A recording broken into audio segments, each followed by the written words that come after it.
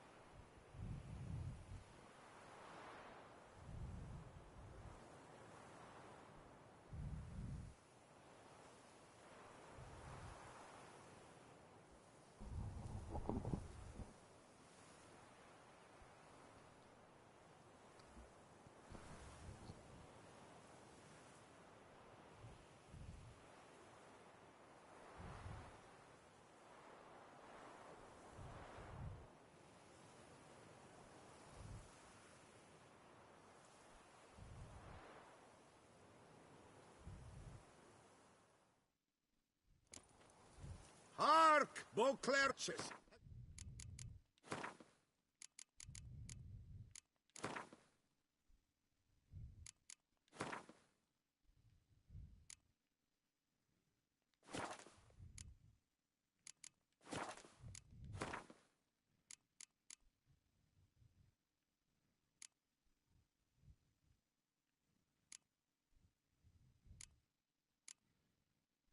Enemy upscaling.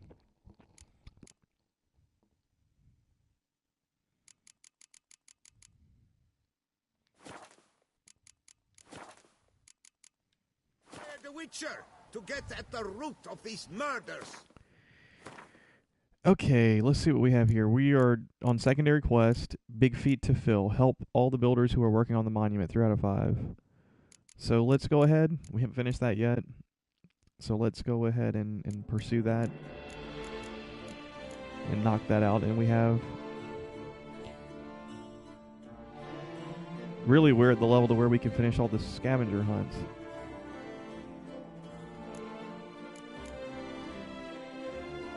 Did we finish the wolf? Scavenger hunt wolf.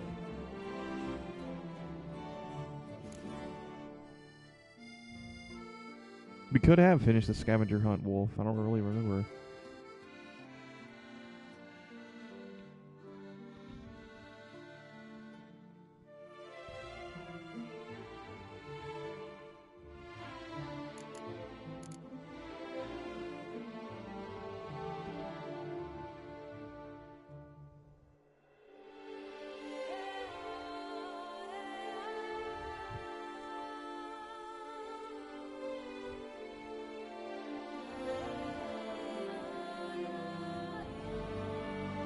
Okay, we did finish that. And I actually, after reading the description, I remember finishing Every it. resident of our fair town is hereby required to aid the...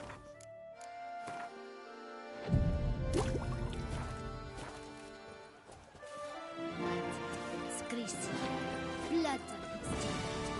at the estate of Durand de Savarin. Elven statues come to life.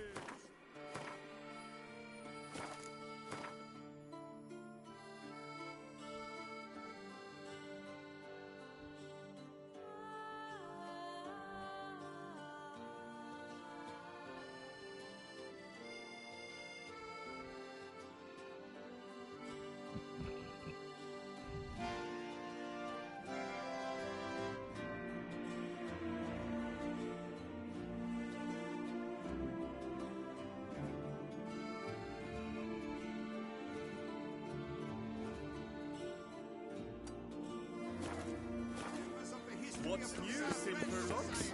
Looking for diversion? The Butcher of Bluffican, called to be the savior of Tuscan.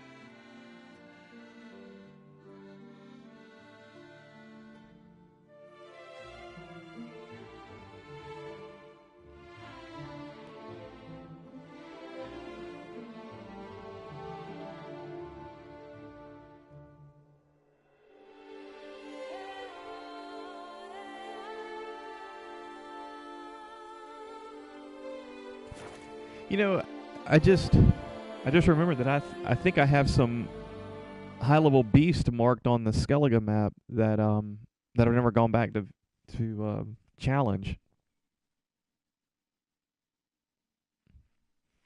Now I marked them with skull and crossbone before because I couldn't handle them because I literally wasn't high enough level. But I'm sure now they'd be easy.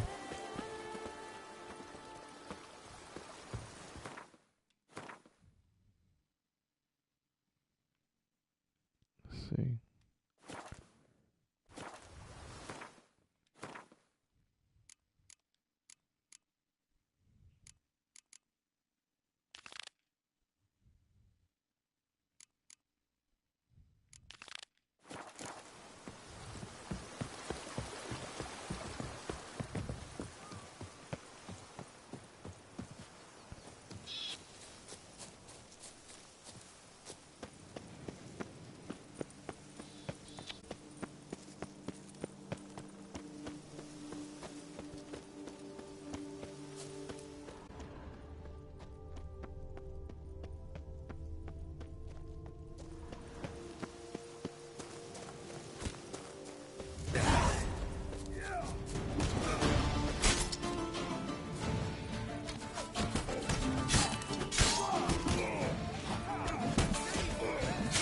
Damn it.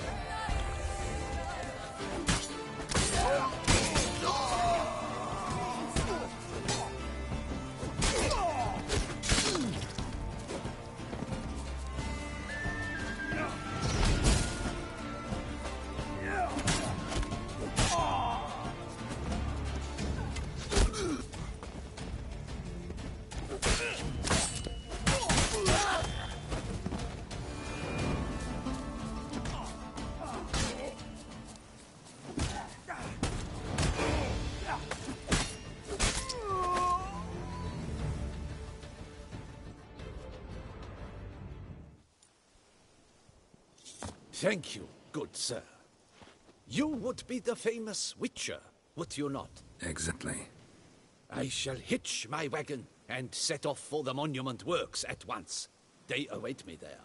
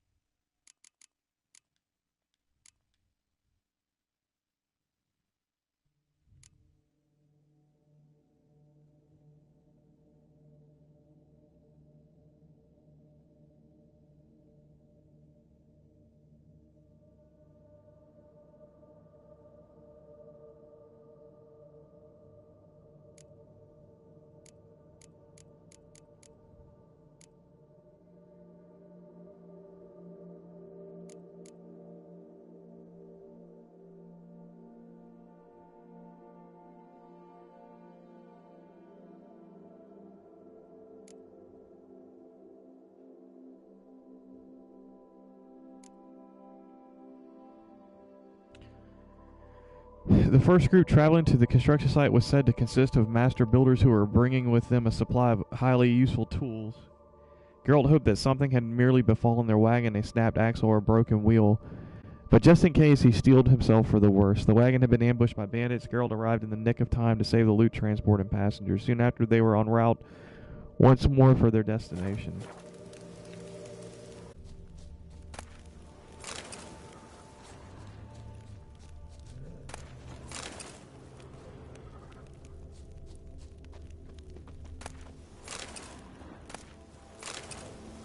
Good morning, Cars.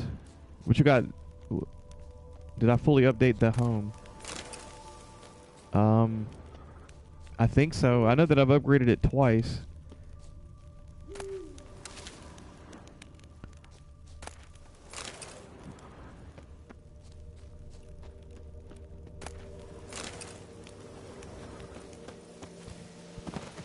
But I've been kind of putting that off because I think it's just, it takes a lot of your gold or your crowns, and I was wanting to hold on to the crowns so I could build the Manticore gear, the all the Grandmaster Witcher items is what I wanted to craft before I started dumping money into the home.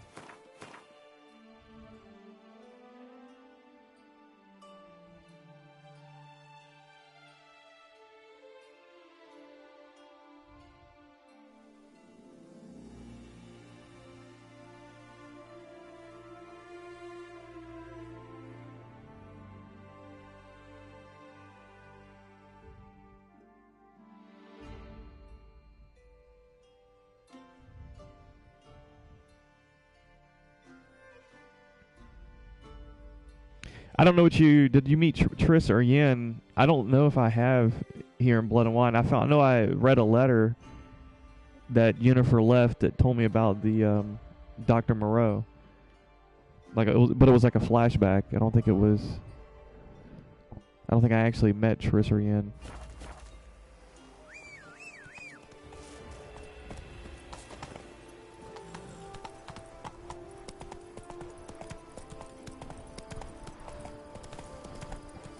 Slow now. Whoa.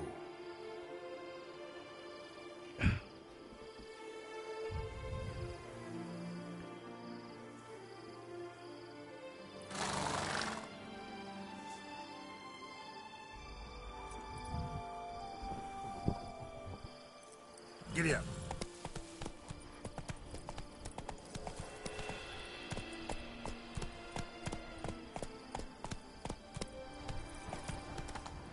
Take it easy.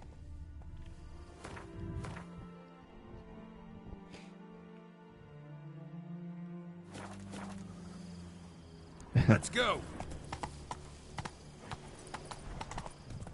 No, I did not meet Triss or Yen, sir. I guess that means I haven't fully updated the estate.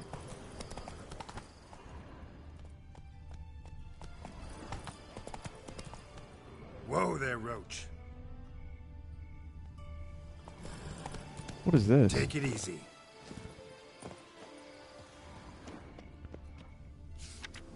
Soon, grand unveiling.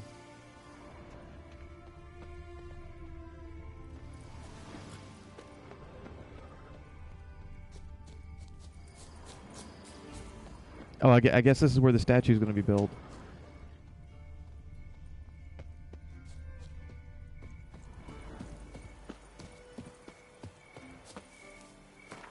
Yeah, exactly. This is where the statue is going to be built. Okay.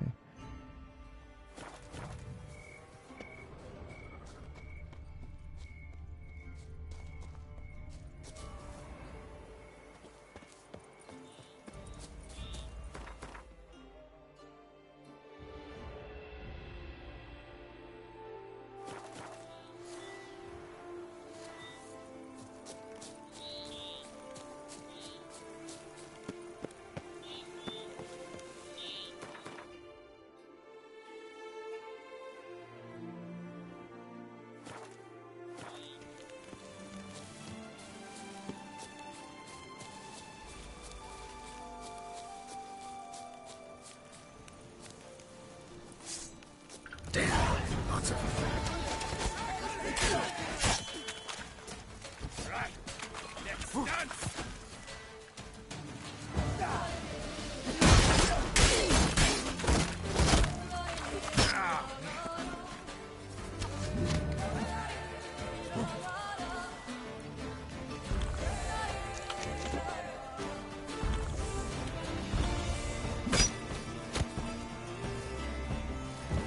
About to kill me, dude. Alright.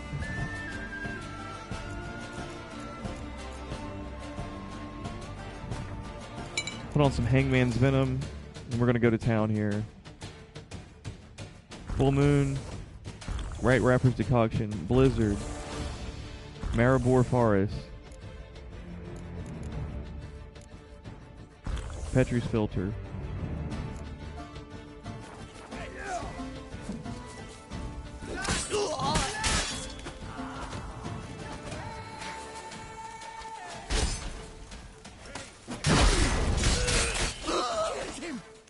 Son of a churchman's!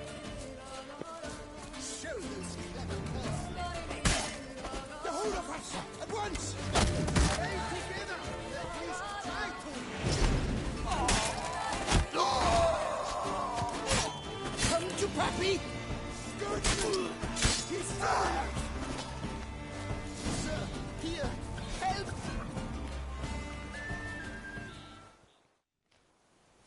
But why even bother?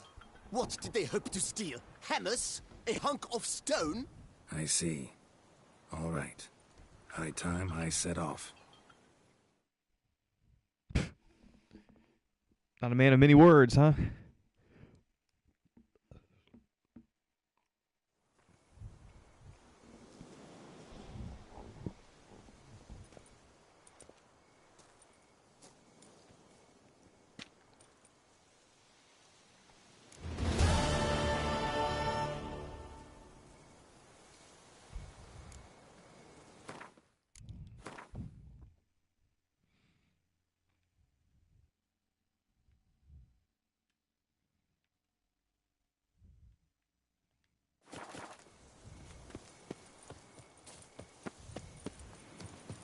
All right, so that took me away from all the loot that I just acquired.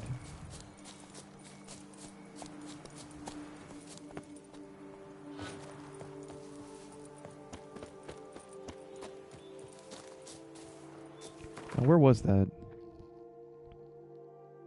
Okay, it is down this road.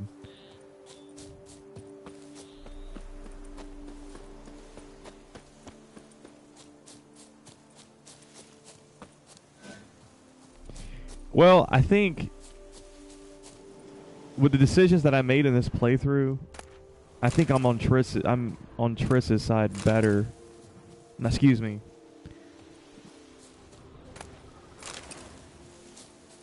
I think I'm on Yennefer's good side more than I am on Triss's side, unfortunately.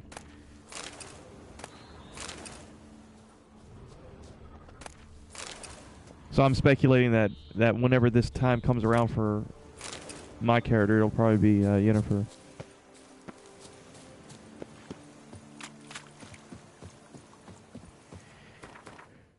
Which is not, it's not the worst thing in the world.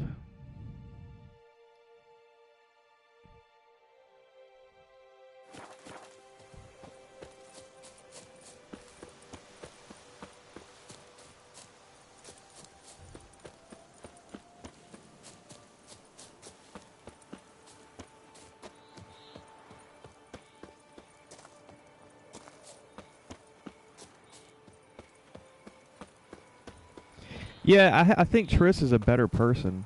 I think Yennefer is a little kind of self-centered a little bit. The guard brings peace to our domains. But oh well. And rot in chains.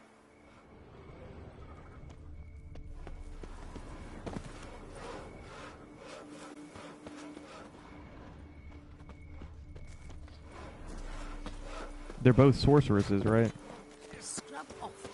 You'll soon need a coffee. Come evening, And I'm off verily to the I bells, say quick unto as a you, flash. if Those men were girls but to can't let wait Impressive.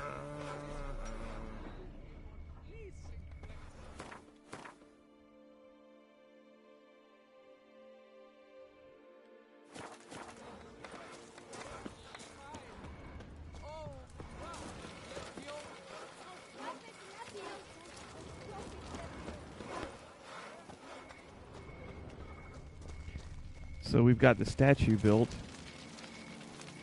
I do what they paid me to do. Let's get our money. Consider yourself greeted. Where the hell's the foreman? Is this him right here? Yeah, I think Helped you finish the statue like you asked. Master, what would I have done without you? Countless throngs of Lepiota's followers will praise in prayer. And you'll pay me, right? But of course, your reward. The Infesta is a serious man of enterprise. Our plan foresees mass conversions. With the donations that will follow, we aim to recoup the cost of production in 3 to 5 years. Everything has been calculated, you see, down to the 800 last crowns. decimal. Good luck then. Farewell.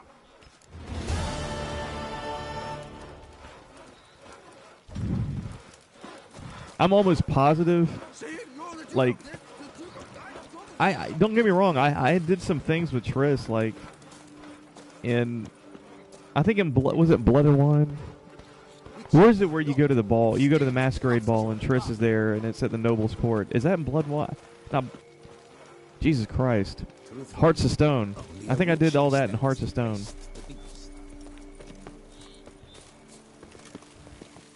So I mean, but I don't think I just did what you said. I think it was just kind of like a romantic outing. So I'm pretty sure that I ended up with Triss. I mean, with Yennefer, with the choices that I made. Jesus Christ, like, I guess I need to eat something or something because, like, I'm messing up what I'm saying.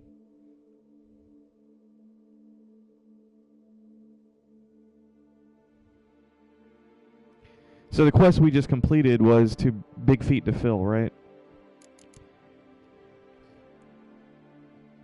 Our friend and hero, however, quickly solved the mystery and could thus return to the foreman to collect his well-deserved reward, yet a bursting purse of crown was not Geralt's sole compensation. After all, thanks to his guile and valor, yet another of the world's wonders now rose high into the sky. This was a quest for the building of the statue of the prophet Leviota. And now, we got another quest off our logs.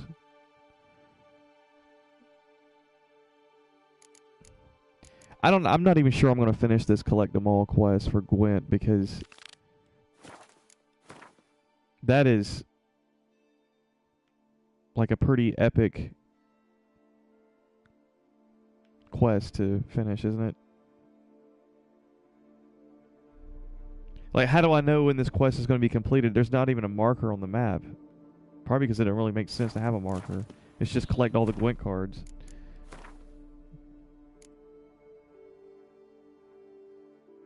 So I'm sure I'm not going to be able to do that on this playthrough.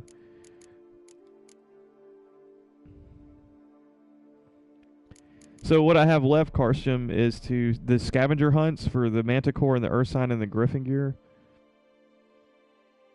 I can knock those out, level 40. Or I can move the story forward. Yeah, see, look, I haven't restored Corvo Bianco to his former glory yet.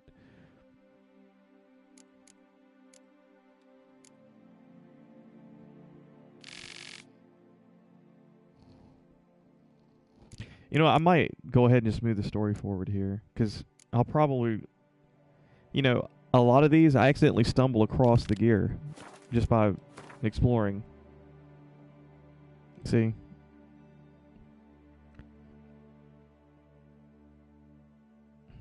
So let me go ahead and we're going to go back to our vampire friend. But we need to sell some gear first.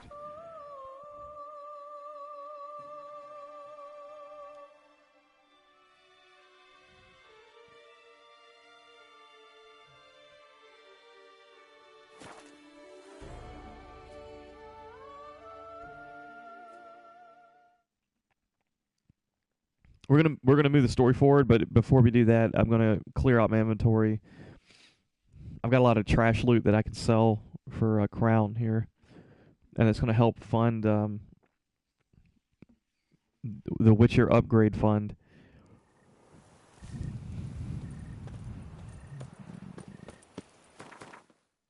You know what I mean?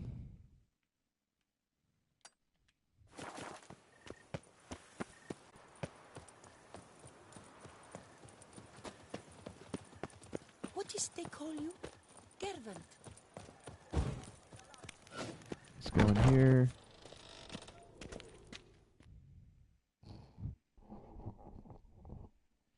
Greetings. I hope you're... No, I Salvin. didn't mean to ask him that. Only now. Alas. I know I... What do you have on offer? Let's see what we can sell to this guy. Look at that. Look at all this. All this crappy gear. Crown. Just nothing but crown. Straight crown.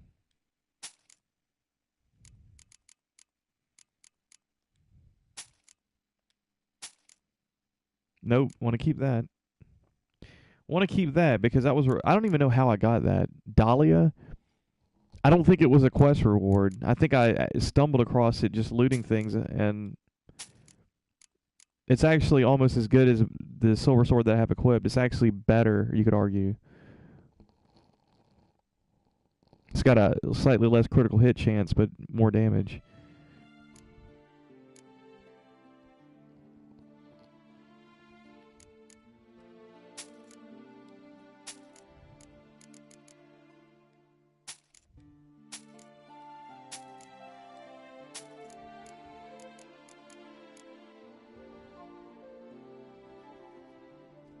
It's an okay crossbow, but I'm just going to sell it.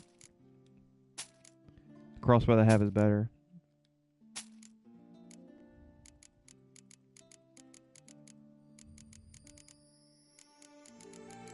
Alright, let's get rid of some of this blue armor here.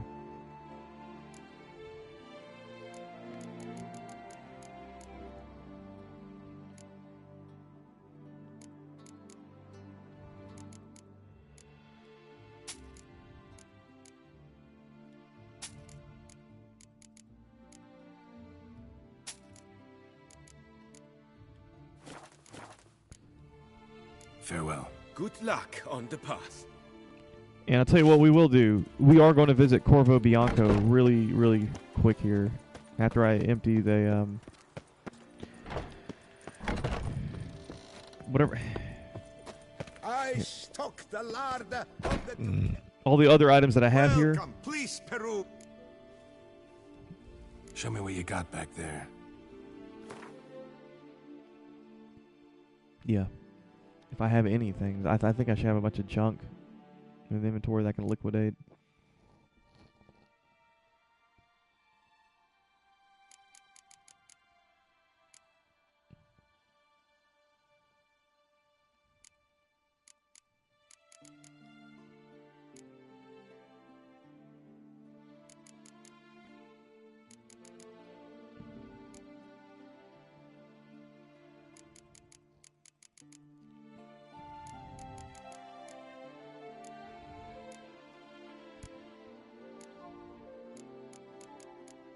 See, here we go. Here's where the junk starts. Gold diamond ring. I just wish you could get more crown for this stuff, man. Doesn't make any sense almost.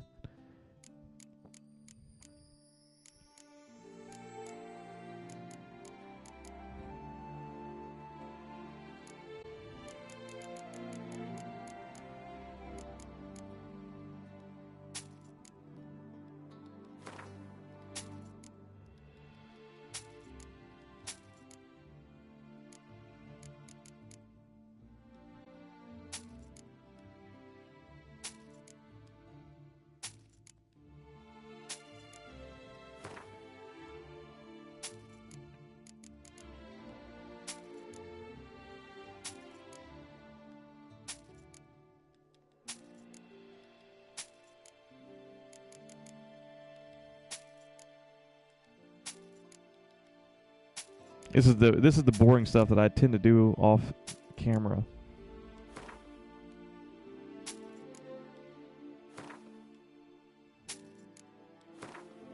But since I'm here and I need the carrying capacity, I might as well do it now.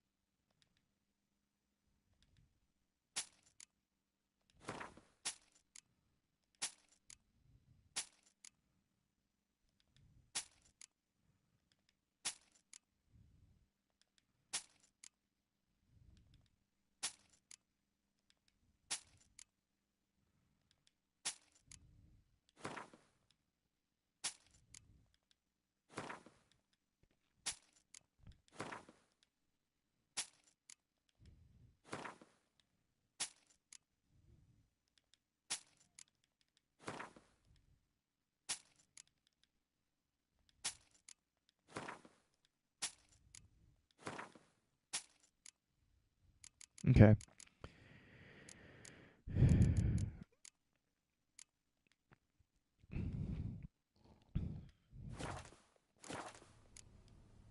So long. All right, we're going to head back to our home, our estate, and we're going to Smearing his hiney with honey. stash away some of the armor that I'm carrying in my inventory. But while we're there, we're going to go ahead and I can afford about 5,000 crown toward the upgrade right now.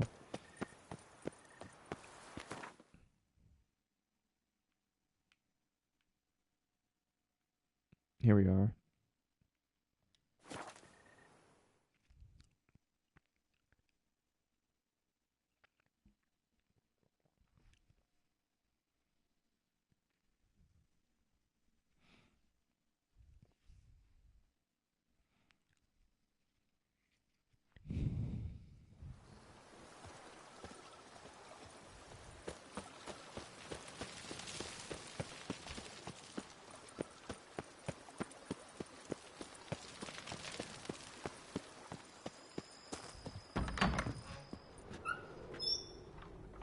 By the way, do you know if you can make like Witcher mutagens in the expansion? Because you know how like you get Griffin mutagen, Manticore mutagen, but you could only have so many because they drop off of like Manticores and Griffins. I think there's only so many of those creatures in the game. And I was just wondering, in this expansion, did they add a feature where you can keep making those mutagens? I have a trophy, by the way. Fist fighting champion. There we go.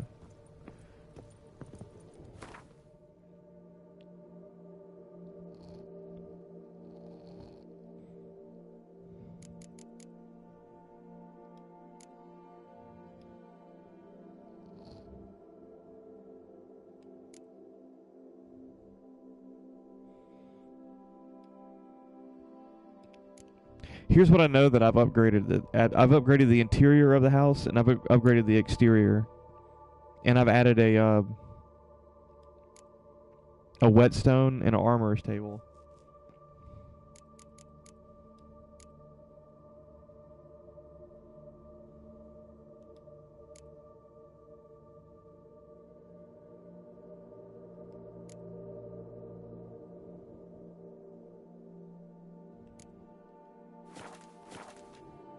All right. So let's go talk to Barnabas. Or Major Domo. What is his name? Barnabas? I think his name is Barnabas. Renovations coming along all right, Barnabas Basil? Yeah. Superbly, sir. General refurbishment has been completed. And I took the liberty of adding 2 racks, each upon which you might hang weapons and armor, if you've some pieces you'd like to display. Likewise, I have prepared a few spots in which new paintings might be hung. In other news, the laborers dusting out the cellar have made a most unusual belief it's something you'll wish to see. Yeah, let's go see what he's talking about. If you say I should see it, I'll go see it right now, BB. How might I be of service, sir? Starting to really like this place. Maybe we should keep going, refurbish some more. What do you think, BB? As you wish, sir. Shall we see to the house or the grounds this time?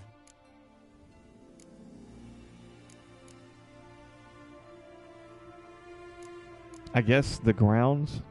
Let's do the grounds. Starting to get into this whole renovating thing. There must be other things we can improve. What a splendidly wise idea.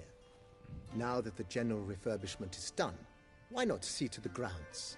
Perhaps renovate the stables, or return Madame Boleus's garden to its former verdancy? Let's do herbs in the garden. So, sometimes I have to brew a potion, but I can't find the herbs I need growing anywhere nearby. Well, you're in luck, sir. The flower garden, once kept by Madame Nina, Monsieur Boleus's wife, seems the ideal place to cultivate herbs. In fact, it's roomy enough to plant shrubbery. Hey, 2,000. That's not that bad. Good idea, Barnabas Basil. Herbs there will save me hours of painstaking searching and harvesting. The idea is yours, sir. I am but the humble executor of your will. I believe we shall have sown the first seeds in 2 days' time. Will you be needing anything else, sir? Let's see how much the room in your stable costs. You know Roach, my horse? Well, we've been through a lot together. And since I finally got a decent place to stay, I think she deserves one too. Oh, a sturdy stable testifies to a most honorable owner. Just say the word, and I'll have them start working on it at once. 2,000. Can afford it. My Roach deserves the best. Have them refurbish the stables. I shall get to work at once. Yet finding workmen and completing construction takes time, though likely no more than 2 days. Will you be needing anything else, sir? That is it. That's all for now, BB. Thanks. And I just remembered, I think, don't we get buffs here now if we sleep here?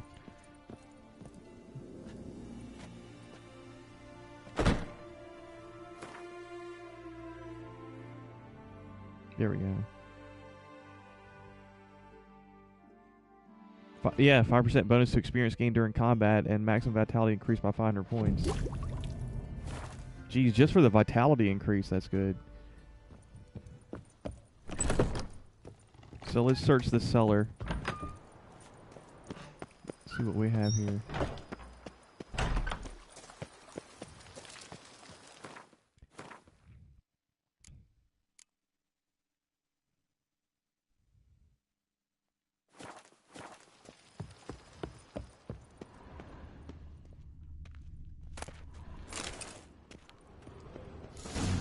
Strange.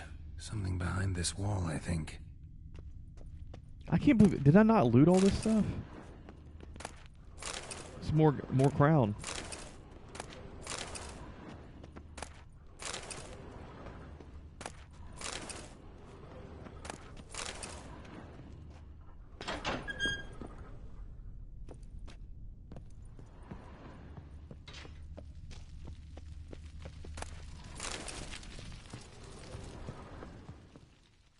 This is where I fought the vampire in the very beginning of Blood and Wine, I think.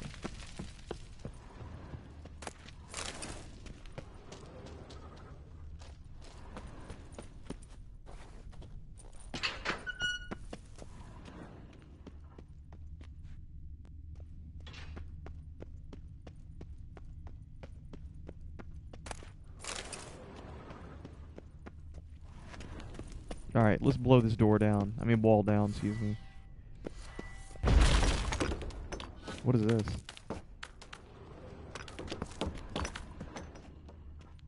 A mutation area? Julius von Gav's letter. To whomever finds this letter, my name is Julius von Gav. And if you are reading these words, I am surely long dead, as befits one of my station and familiar connections. I was sent to study at Barnard, the famed school for mages, yet I was never to complete those studies. For the entire duration of my life, magic held but a weak hold over a soul ravished by a passion for organic alchemy.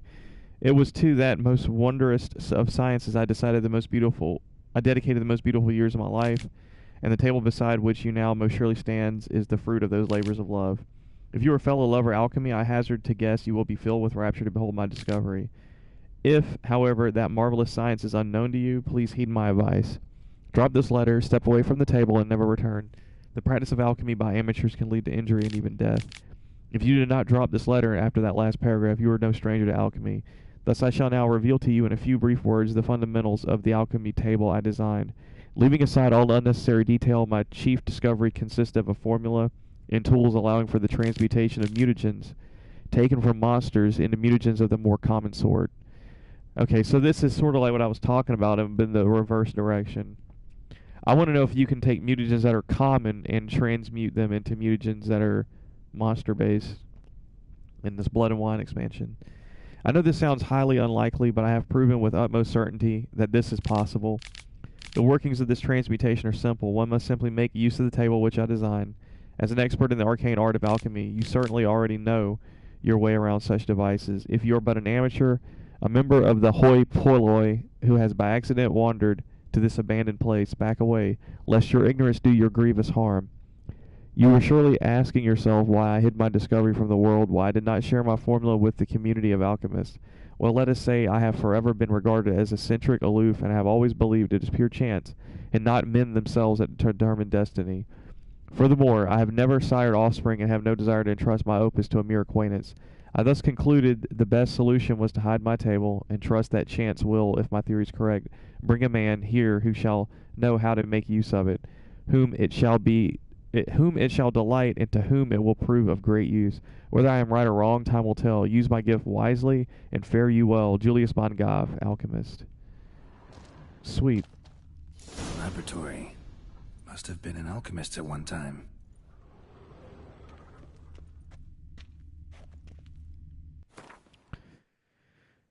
Alchemy laboratory.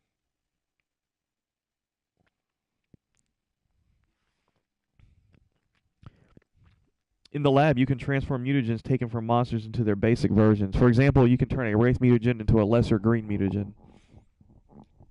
I don't know why you would want to do this, really. I mean, I think it's pretty easy to get the lesser mutagens just from the normal alchemy process. You can upgrade basic mutagens into their more powerful versions using the alchemy panel. If you find the right formula, you can also change mutagens' colors.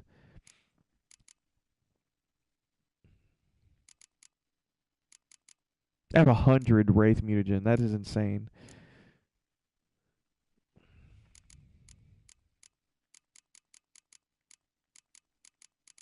Okay. I'm not really going to do any of this right now. I don't really need to. I mean, that's cool and all, but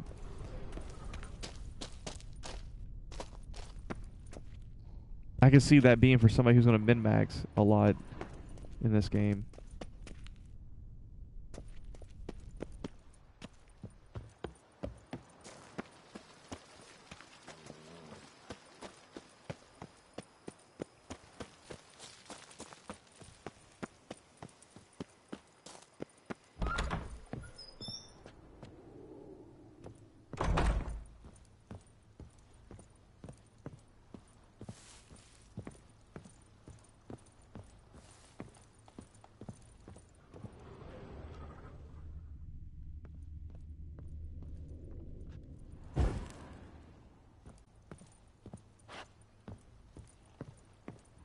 What are all these extra icons that I have now?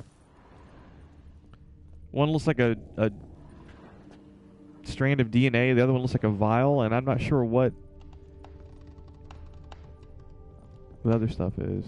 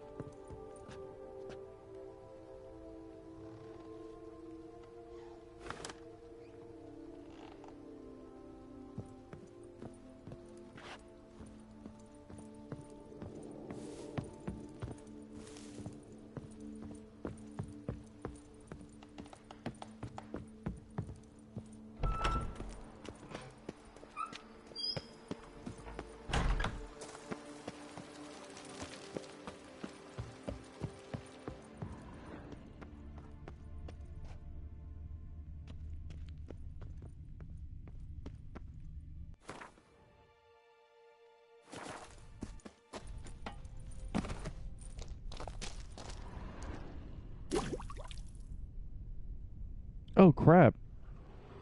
That's what this is.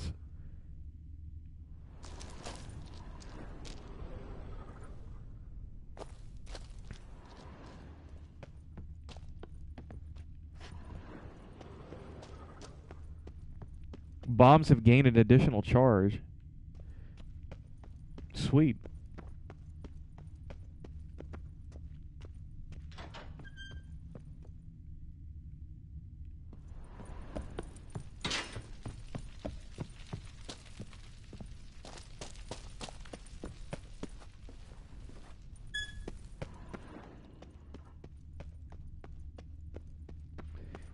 Well, damn. Yeah, I guess I'm gonna keep upgrading this place, because this is pretty badass if it keeps giving me stuff like this.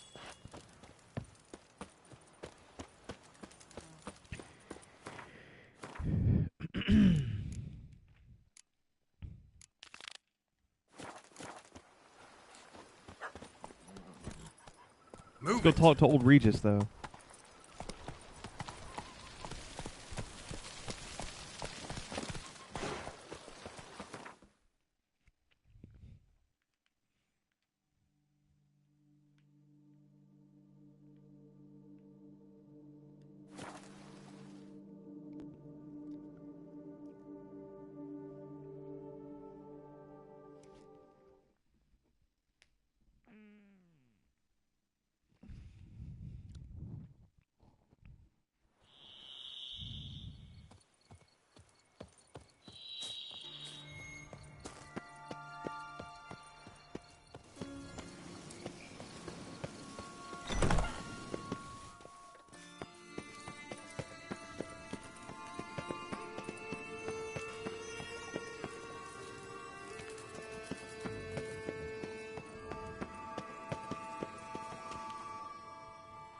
Regis. Ah, there you are. Might we set off for Tesha Mudna now? Let's do it. See no reason to dawdle. Tesham Mutna. Take me there. In a moment. Just one last thing.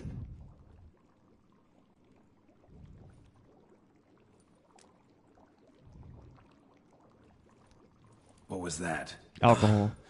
Blood. Oh, the last favor the Raven did me. I've also taken some Sancurium. A solution that sharpens one's sense of smell. One drop of blood shall smell like a gallon to me now. You crazy? You're a recovering addict. Your outrage warms my heart, Geralt. But you must remain calm. I had no choice.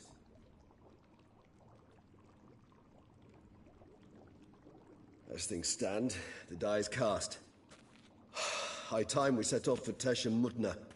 My head's spinning already, and you're starting to smell quite tasty. And you're starting to scare me.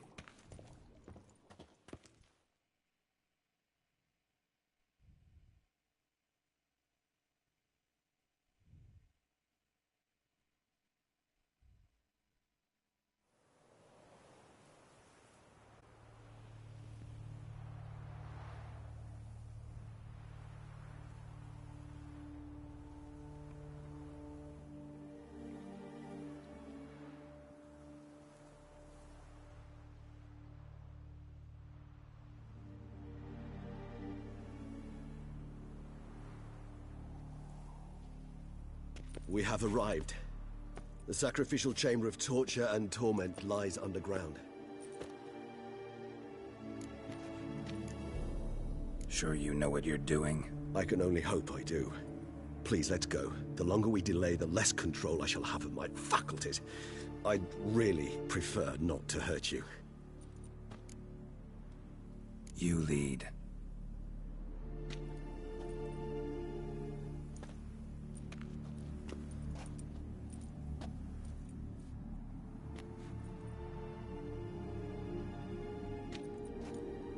Scurvers must be getting close to their feeding ground. Correct.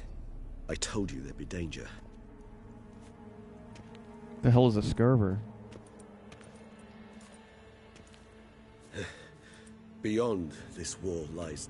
An ancient vampire dungeon. Seen a lot of things in my time. Nothing quite like this, though. I feel honored. A man with such a wealth of experience, yet I'm about to show him something new. Now, to open it.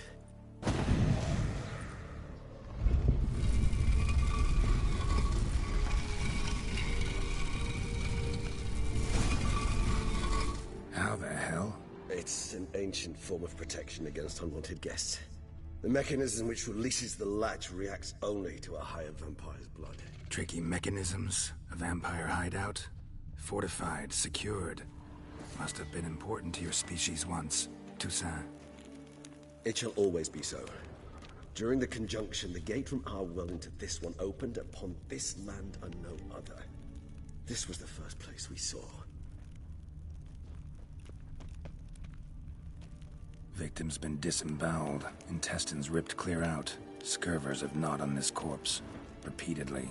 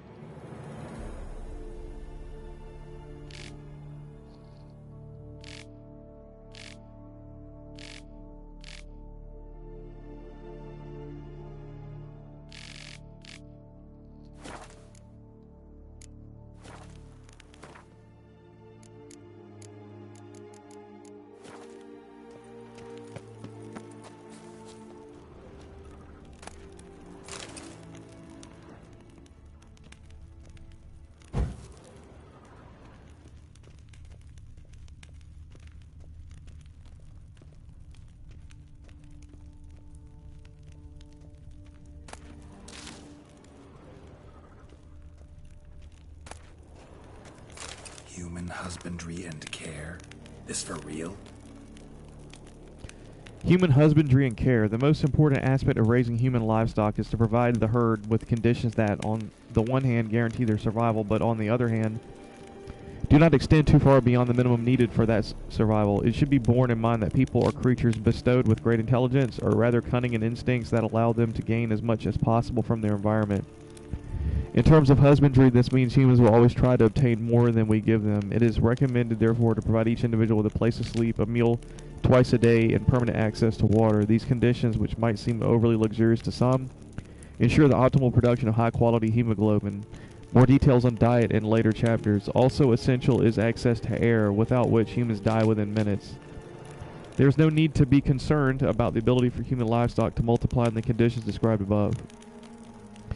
If they are ensured a minimal existence and male and females are mixed, they will copulate irrespective of whether they are in captivity or not. It is worth mentioning here that there is a school of thought that suggests treating human livestock with greater freedom and care, including providing them with better quality fodder and a certain degree of freedom. This allegedly ensures a greater amount of favorable elements in the blood and makes it tastier. However, it is worth mentioning that this method of husbandry is much more difficult and requires emotional bonding techniques, which will be discussed in the following chapters. The author observed humans, their behavior, over the many years he spent reading them. Morally suspect though it may be, it's a thorough survey of the topic.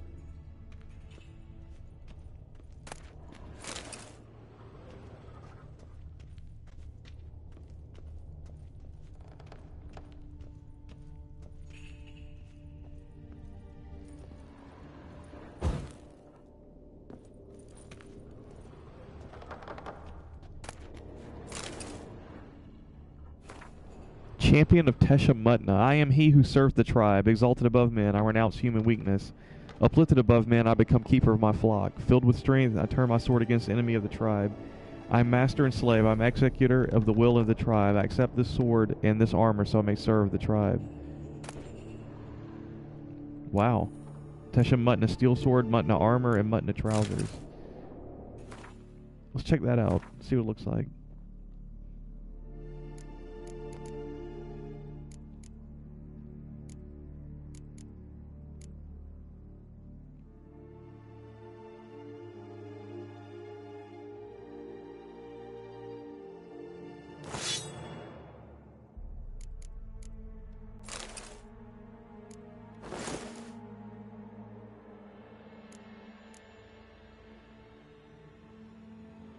It's heavy armor, though. It doesn't really work with my build, but it looks pretty cool.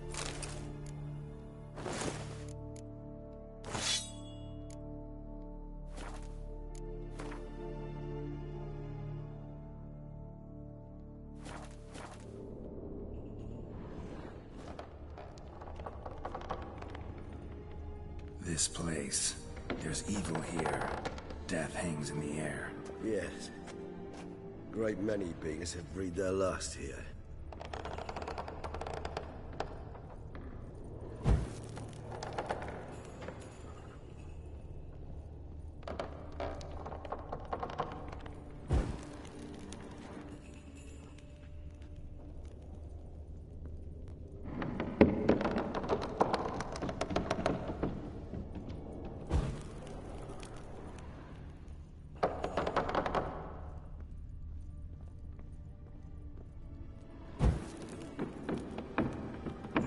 Glyphs are carved into the rock.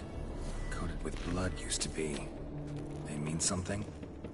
They're emblems, symbols of, well, what you would call tribes, dispersed throughout the world after the conjunction. My ancestors placed them here to remind us all where we came from. What's this symbol mean? It's the symbol of the Tedet, those who went east beyond the Blue Mountains.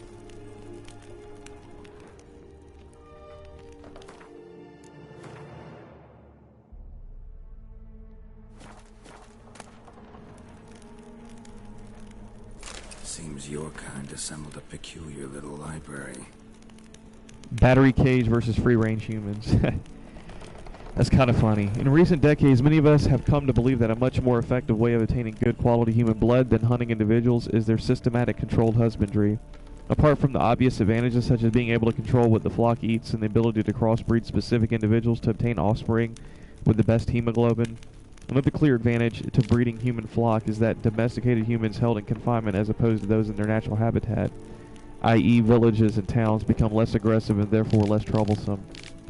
When it comes to farming humans, there are various schools, of which two seem to have gained the widest acceptance in recent times, namely battery cage and free-range husbandry.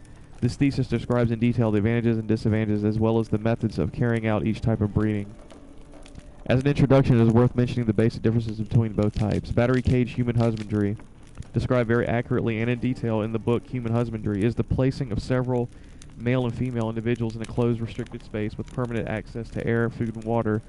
This form of breeding differs from free range in that the flock is not permitted to leave the breeding area. In this whole free range, on the other hand, involves leaving the flock in its natural habitat or creating a habitat that simulates it closely, i.e. creating villages, more on which can be found in the chapter Human Villages, establishing and growing a herd, and then making the herd psychologically or physically dependent on its owner. The most effective method for making a human individual dependent is guaranteeing its safety and permanent access to high-quality feed. It is worth adding that a human that trusts its owner does not feel fear and does not defend itself when having its blood drunk, which limits the production of noradrenaline and cortisol, which have a negative impact on the taste of the blood.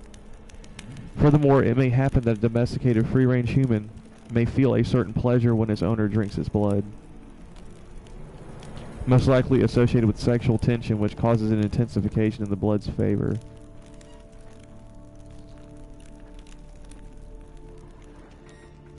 Indeed, though I personally did not lay a hand to it.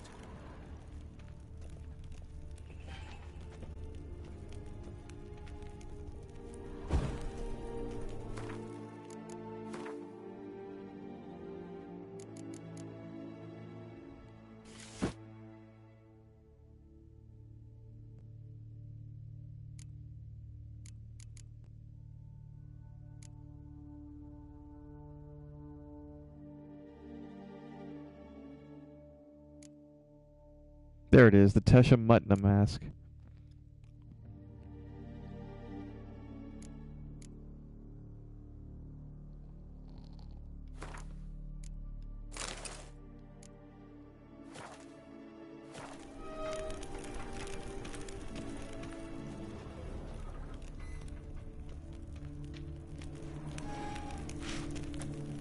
Alright, that looks kind of stupid. I don't like that.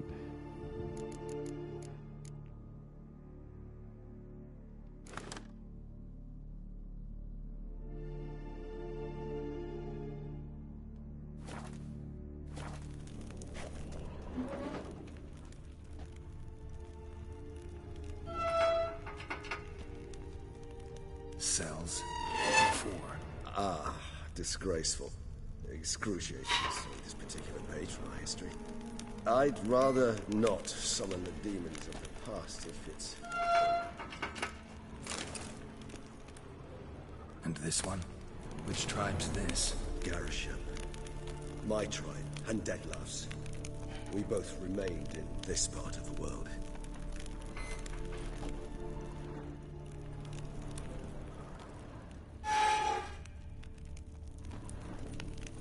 Whose is this cliff? Amarun. They ventured beyond the sea.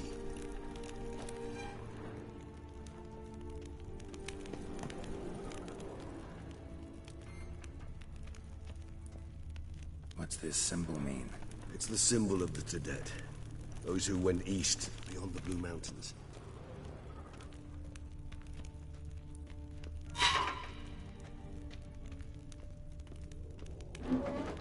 Whose is this cliff? Amarun.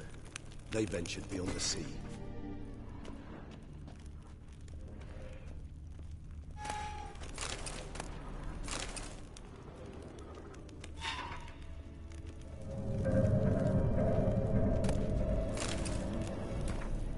Notes of a Tesha Mutna prisoner. I found a piece of parchment that fell from the pocket of one of the monsters. I also have a lump of coal. I would write this in my own blood, but I have hardly any left. I am cold. Every third day they come and open my veins, after which I cannot move. I can't go on much longer. From the next cage I hear the howls of terrified people.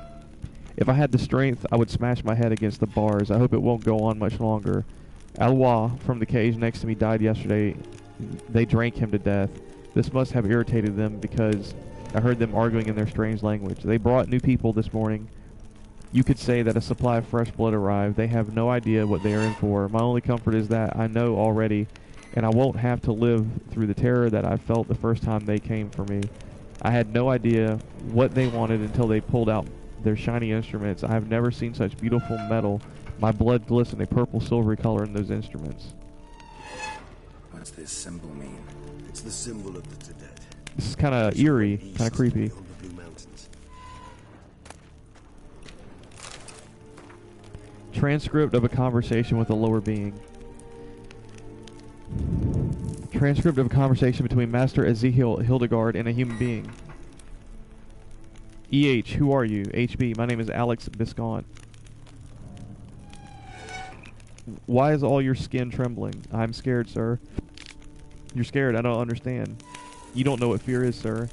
No, I haven't mastered your language yet. Some concepts are beyond me. What is fear? It's a feeling that destroys every other feeling and controls your head and your heart. What do you mean? I thought it was a kind... What do you mean? I thought it was a kind of pain. I have carried out tests in my laboratory on people, and I discovered that a mother subject to appropriate stimuli is able to forget about her child and think only about how to avoid pain. So fear would be similar to pain? No, pain rules the body, but fear is born in the heart. Oh yes, what you say is very interesting. I think I will have to examine your heart in the laboratory. What do you mean, examine? I mean examine. Take it out and subject it to a proper examination. But sir, that would kill me. Yes, your mentality is a great inconvenience, but was not me who created your species, and I am not responsible for its excessive frailty. The conversation was carried out in human language as such. It was written down. The transcription does not need translating.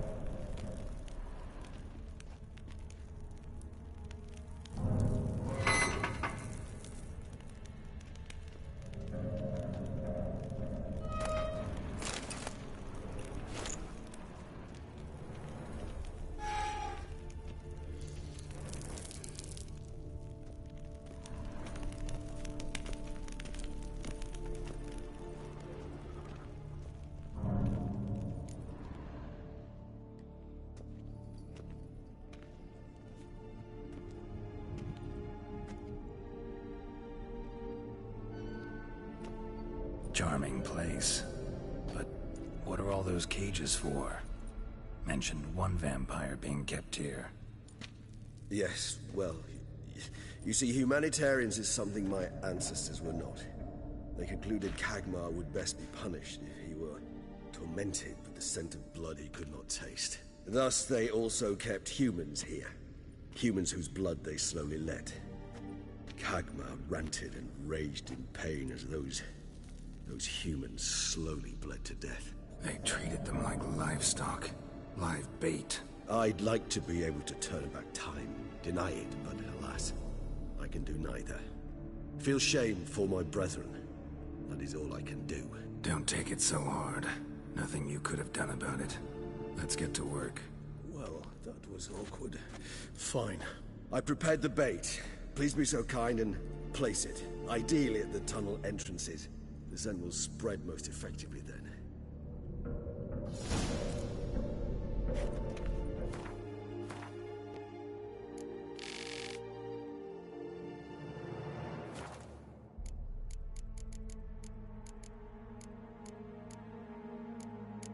Place the bait at the tunnel entrances. Monsters will catch its scent more quickly. When I think how these tunnels got here, send shivers. It was the natural order of things.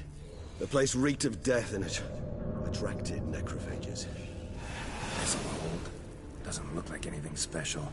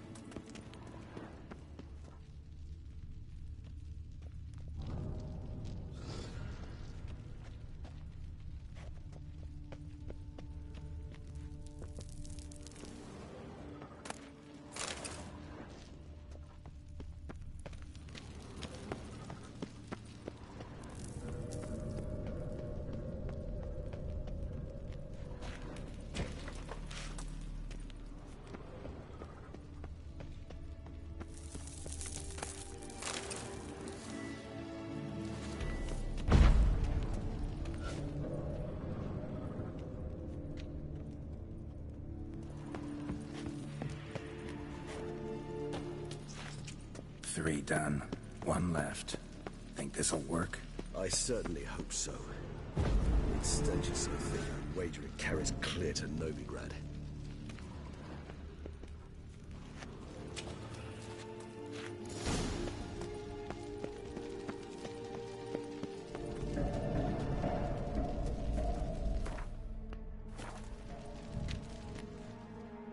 Bait set. What now? I shall enter the cage. You must chain me inside. The bars are made of an alloy that will prevent me from transforming into mist. Kinda thought you wouldn't want to. I shall be in great pain. My sole thought being to stop that pain. I cannot know what I will do.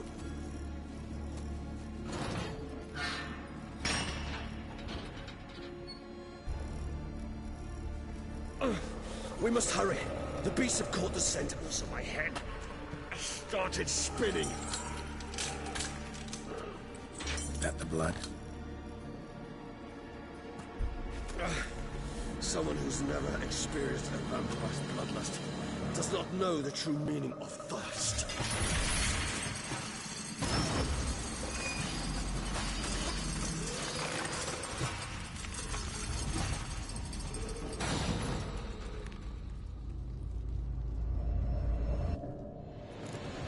Maybe we need a safe word. You know, something you'll say when you can't take it anymore. And what would you do once I uttered it? Don't know.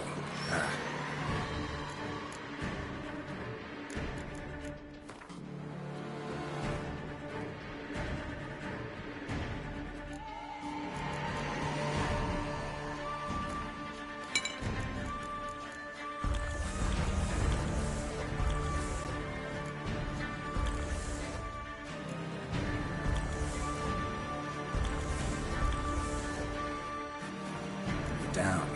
Somehow.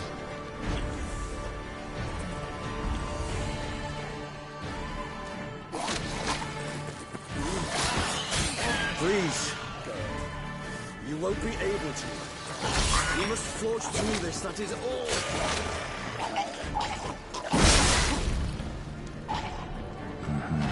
We just smell the blood.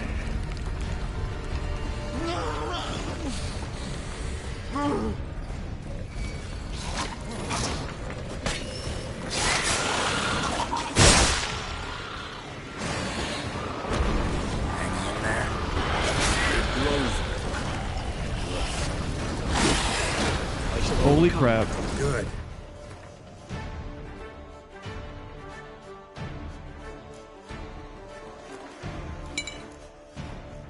Because I can hear more coming.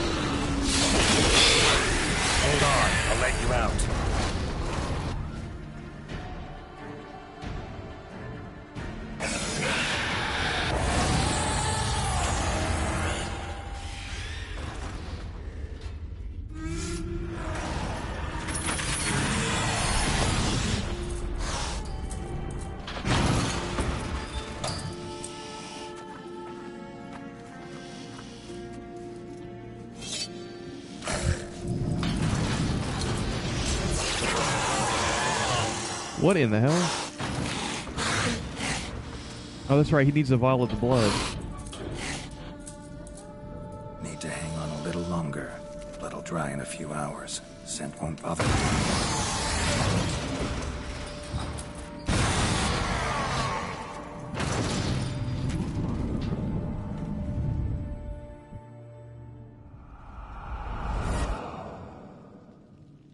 Get you out of here. The concoction.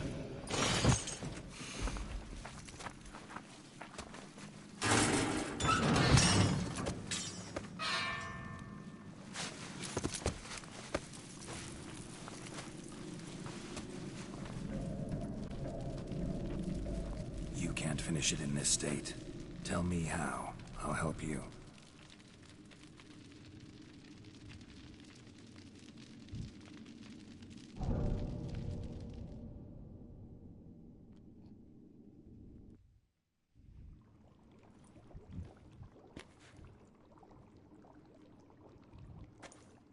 Any better? Far from ideal. And some time must pass before I fully recover. But yes, a bit better, thank you. Never expected it to be like that. You didn't tell me. We need not discuss it. But we do.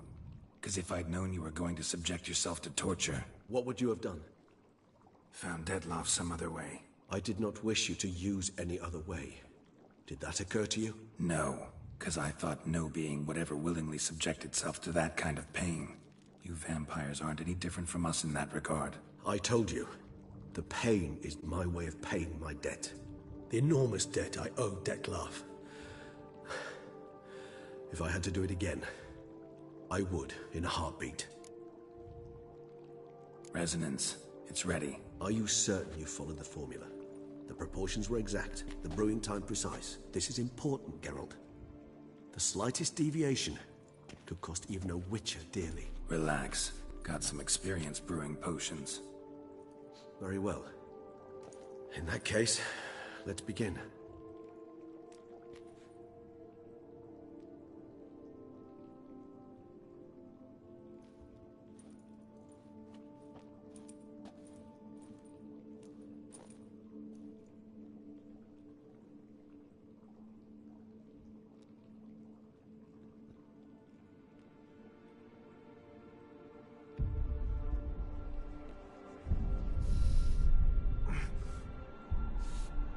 What in the hell's going on now?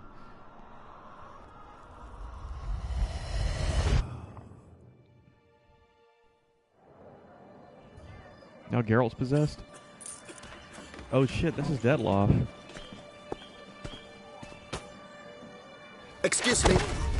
I shall only take a moment. You jumped the queue, sir. But Count, sir, you must understand, I've a meeting.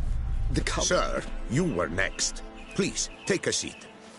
This gentleman was here first. Step down or you shall regret it. Ah, fails to realize he was your friend, Count.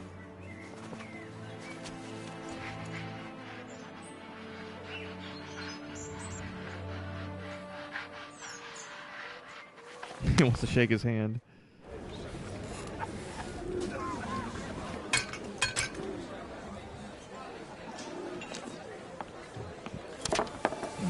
It was then I ordered him to give up his seat and step off the stand. If only you'd seen his face. We got him good, didn't we, Dettlaff?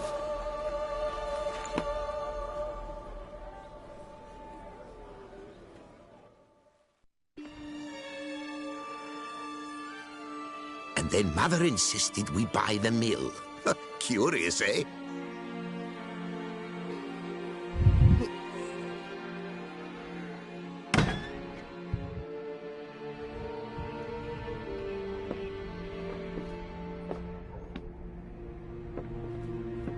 Did Geralt drink the potion? I must be missing something here. I just know he said he finished it. But at least I've a yarn to spin for friends and associates. Forgive me. What? Oh, shit.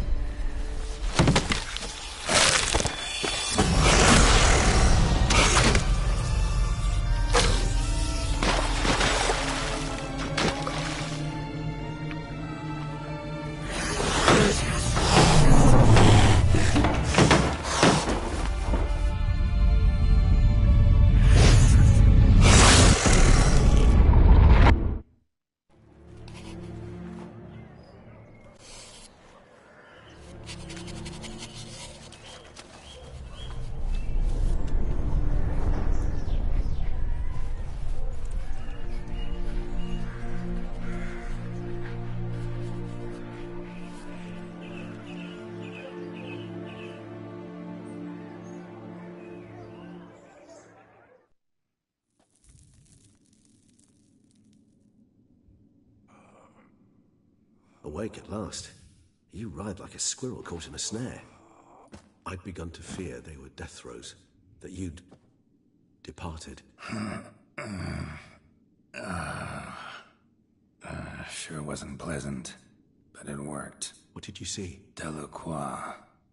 His death did not come easy. Seems Dettlaff had made friends with him. Still killed him. Chopped up his corpse. And he was overcome with fury, remorse. Cut off the hand that had committed the murder. Interesting. And entirely unlike the Dettlaff I know. See anything else? Saw a moment. Delacroix did something selfless. Was kind to Dettlaff. Guess it could have been the start of their friendship. Why the uncertainty? Nothing extraordinary about it. Normal, everyday situation, really. Visions were supposed to issue from strong emotions. Clearly the situation provoked such emotions in Dettlaff. Keep in mind, he did later murder Delacroix. Killing someone who's grown dear to us, it's bound to elicit strong emotion. Vampires are no different in that regard. Did you see anything else? There was something. Showed up twice in the vision. A bootblack stand. Dettlaff first met Delacroix there. Went back after the murder, actually. Peculiar. Stand was somewhere in the Port District. And the bootblack acted as if he knew Dettlaff. That would be even odder. Perhaps we should have a chat with the lad. Though I would expect no breakthroughs. It's our only lead. I'll go talk to him. Coming with? I shall join you later if it's no trouble. I don't yet feel strong enough to venture out. That's fair. Rest up. Be back as soon as I learn anything.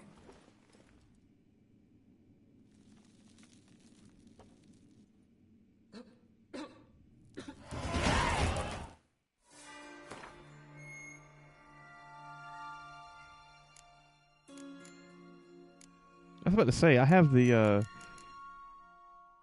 Tesha Mutna boots on. I need to put on my feline boots.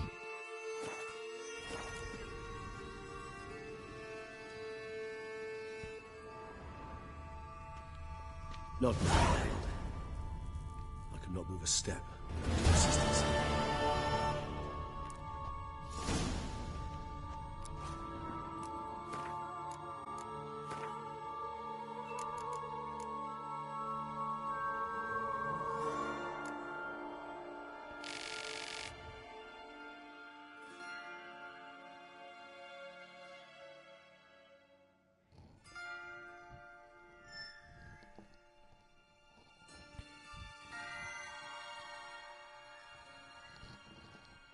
It proved quite the ordeal for Regis, a sacrifice one might say, but they obtained the last ingredient required for resonance, and the vampire could prepare the concoction.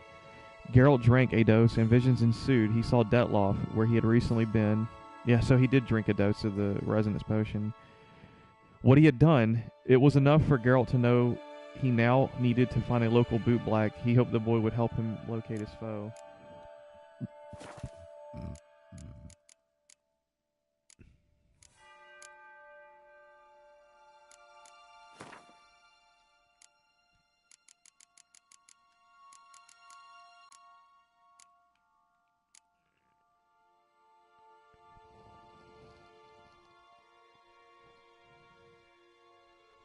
Compared to other vampires, Fletter's displayed meager intelligence seen most clearly in the mindless rage which causes them to try with all their might to attack and tear to shreds any weaker being. Okay.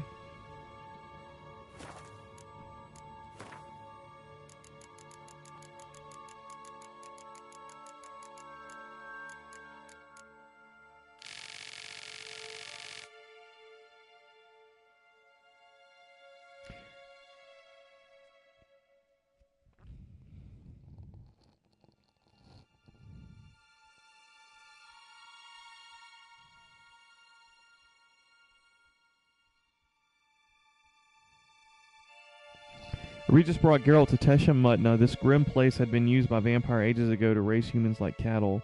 Geralt later said even the air in that place smelled of pain and fear. Regis could not vouch for how he would handle the upcoming ordeal and had Geralt lock him in a hanging cage, from which he was to watch as Geralt butchered. Having placed a bait to lure out monsters, Geralt began to slaughter. Blood flowed at Tesha Mutna once again, and Regis nearly went mad with desire. In the end, the two friends came to possess the blood of a higher vampire in a state of aroused fury.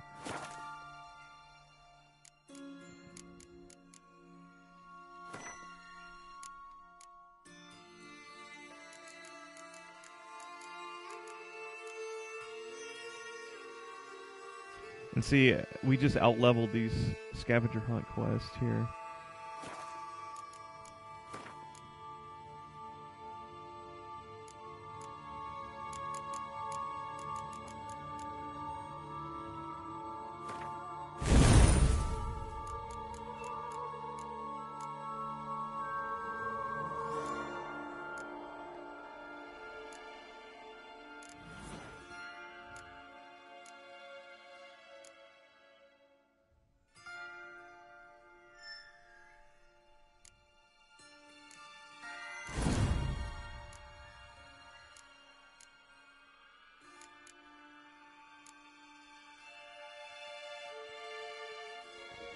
Number of research mutations necessary to unlock 8.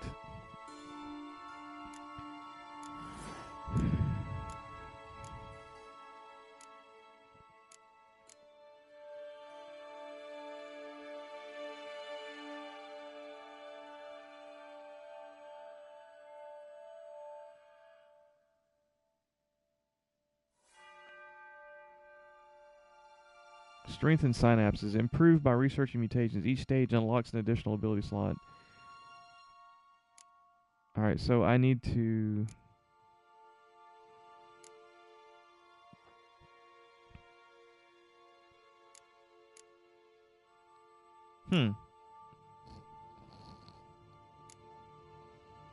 I need to research more mutations to unlock another ability slot. So that means I need to really hold... Where children toil, toys waste away.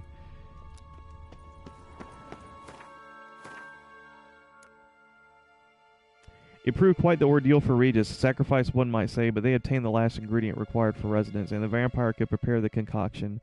Geralt drank a dose, and visions ensued. He saw Detloff meet and speak to a young bootblack. Then the Witcher and the vampire set off in search of the boy.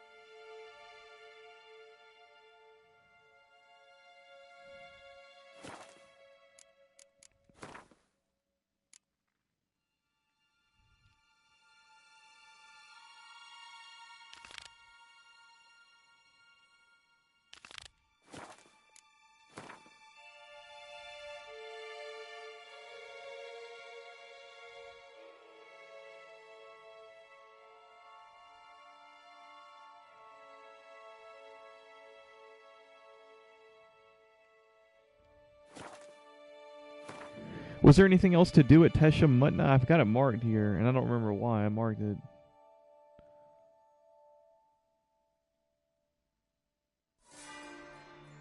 And I forgot something was...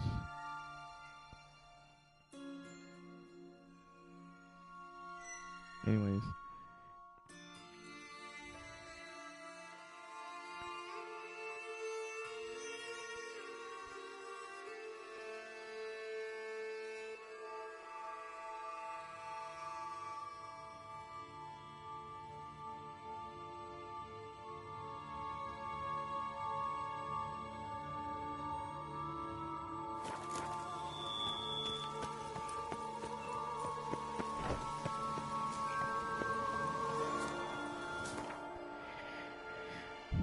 Alright, so we pushed the story forward, which is good. I mean, it was really cool, entertaining, and I'm probably going to end the stream here really soon, so before I do want to get one of these scavenger hunts completed here. So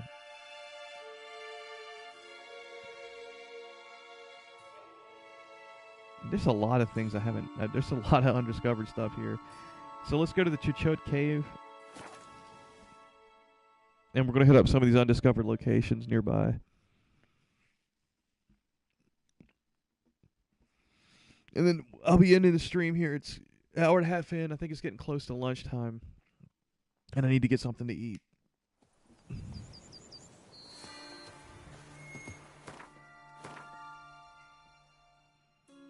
We'll put a marker here. Let's check this place out first. I can't believe I haven't even explored this area yet in the game.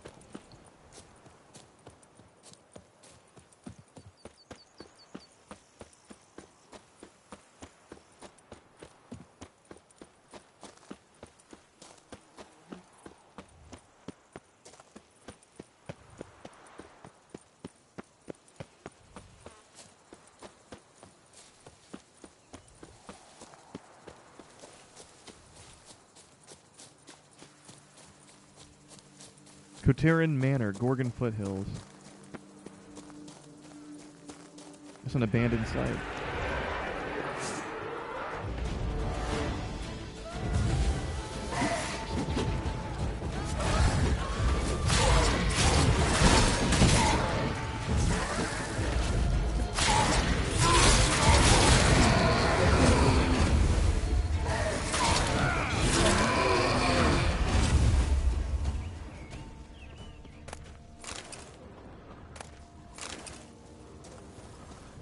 Damn it.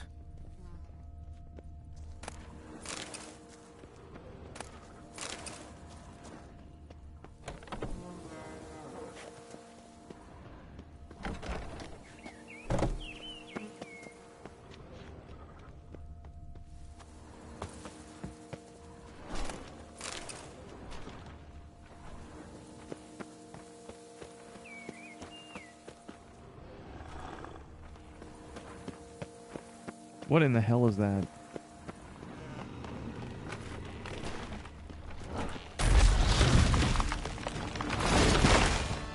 It's a Spriggan.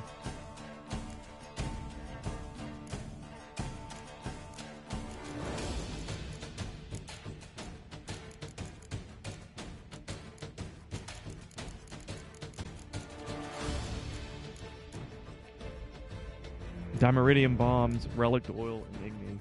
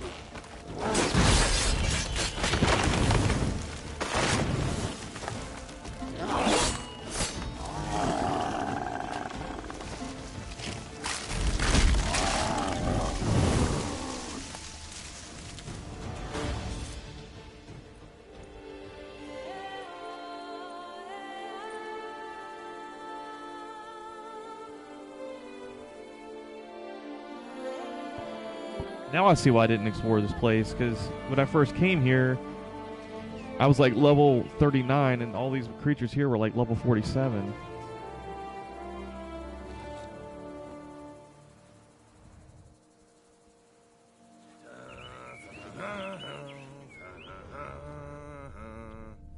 Is it over then? Thank you, witches. Huh?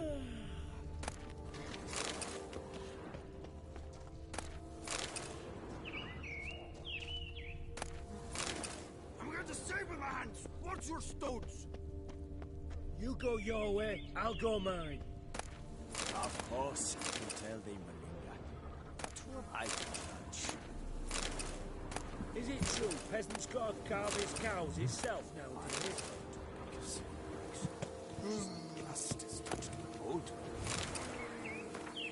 Charlotte's diary. Meticulously kept journal. The last dozen or so pages are written in a nervous hand on tear-warped paper. I'm slowly losing hope the truth will ever get through to Francois, that he will ever truly disappear from my life. All my desperate pleas fall on deaf ears, all my entreaties, my begging him to leave me, to leave us alone. I was so foolish and naive to believe he might drop out of sight after he saw Albert and me together. I agreed to meet him for one last conversation. I wanted to explain to him in no uncertain terms I cannot marry him and for him to let me go, but I got drunk. In his eyes there was this touching sadness in them.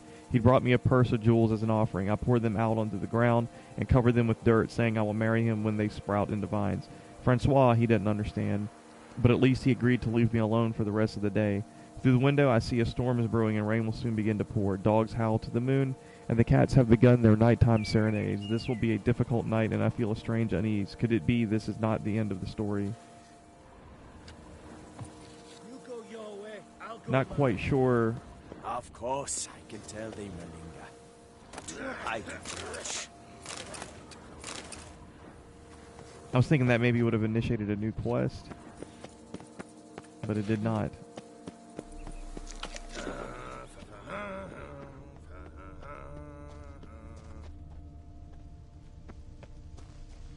I'd rather be an eagle than a quail. Yes, I should. Oh, man. If I only could. You're saying I take damage?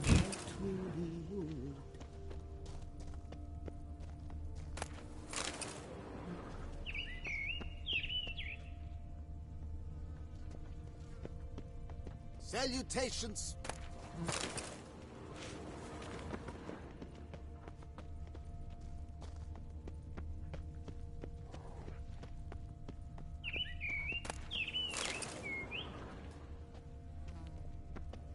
I mean, yeah, I can. I mean, if I get hit, I will take damage. But the way that this build is really not, it's not a tanking, like, it's not a build for being a tank where you can take pretty much all the damage in the world and will die. It's a build to kind of up your attack power so high that you end up killing pretty much anything you see before it has a chance to really damage you too hard. What's going on there? So, like right now, if you look, let's see here.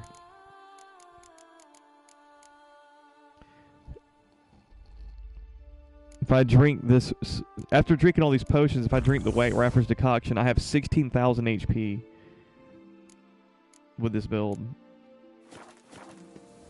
Now that's not, I'm sure that's not incredible by New Game Plus standards, but that's not bad.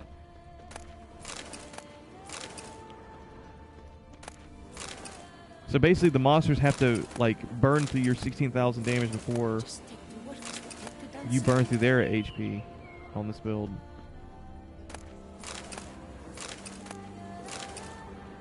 And if you notice, like my normal hits, once I drink all these potions, are doing like 3k damage a pop. What's going on there?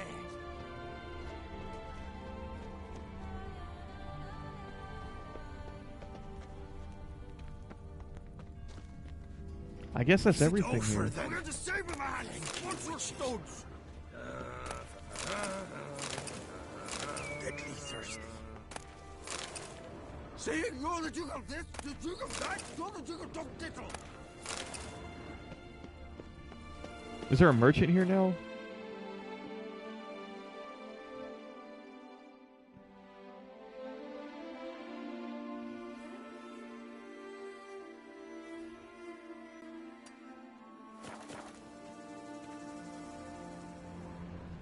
I guess not. Ooh.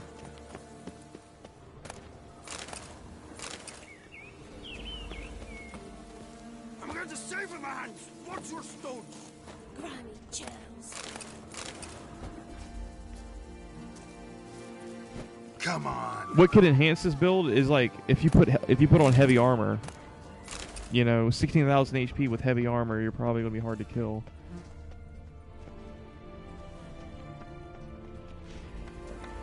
All right, sir. Let's get on down the road. Get on down. Get on down the road. Get on down. Get on down the road.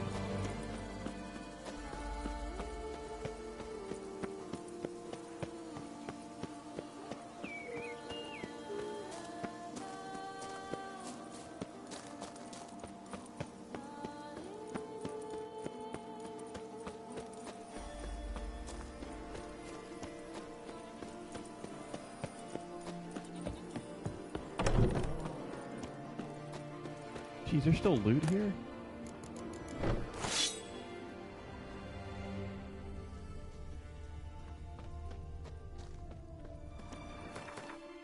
I have been here. I haven't been there. That's the thing. And turn around. Hell, dude, it's been a while. Dude, I came here in the very beginning of Blood and Wine. And that is still my loot from whenever I dropped it on the ground from back then. It's crazy it's still there.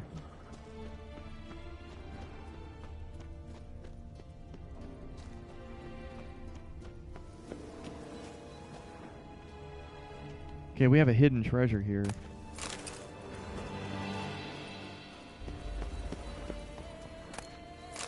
Or a guarded treasure?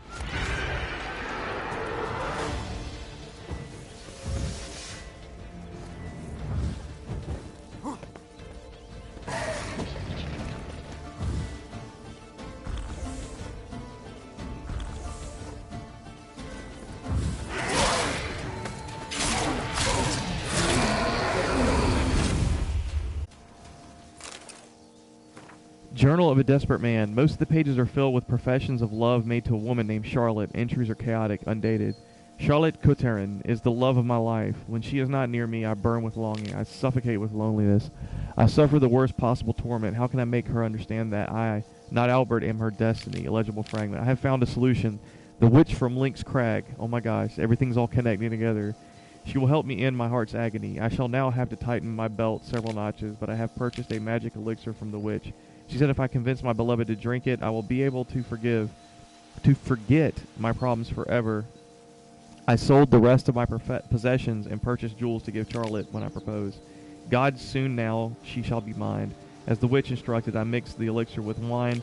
I prepared a small picnic near the chapel at Cutterin Manor. As the witch instructed, I mixed the elixir with wine. I prepared a small picnic near the chapel at Cutterin Manor. My beloved agreed to meet to talk to me, but thought she drank my enchanted S. Still she refused my proposal. She also spouted some nonsense about only becoming my wife when the jewels I gave her grow into grapevines.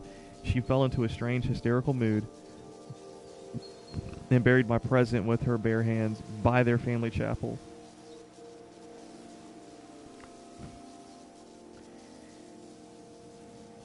Perhaps I need wait before the elixir takes effect. God's curses upon that cruel witch. She cheated me.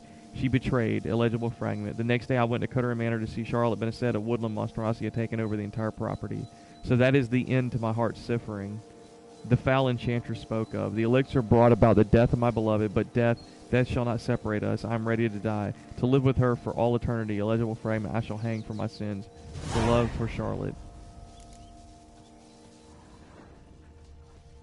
The suffering of young Francois.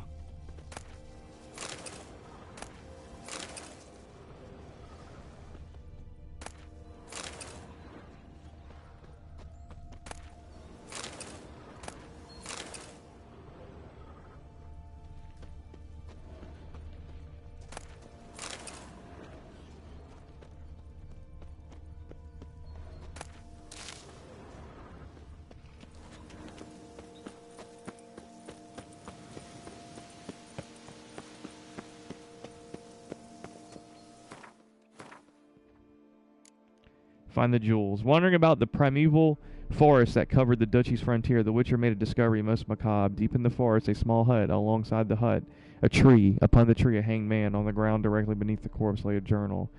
Geralt read it, and all became clear. Unhappy, unrequited love had pushed the young man to commit suicide. Ah, I know so many stories echo in this one, yet this one differed from the others in that evil powers were involved. The journal also mentioned a stash of buried jewels, so Geralt resolved to learn more and directed his steps toward the estate, the diary described. And I was just there, so let's go grab these jewels.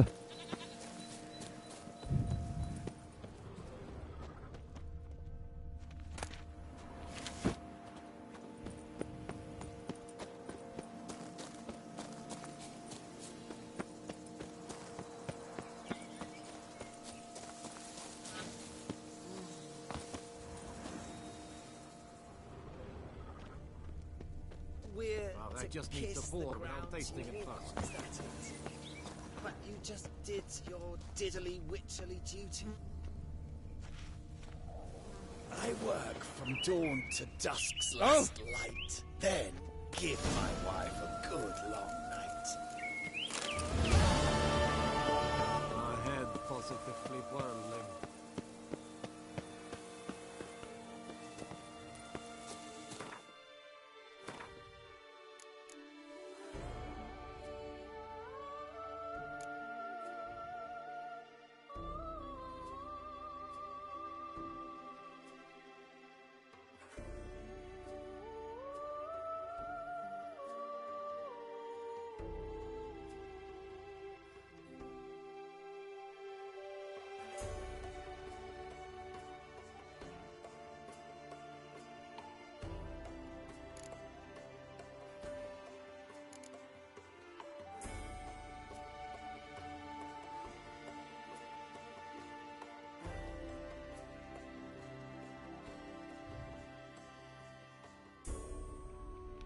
Geralt explored the Cutterin residence and found the treasure mentioned in the journal. Content with this surprising find, he set off in search of new challenges. Okay.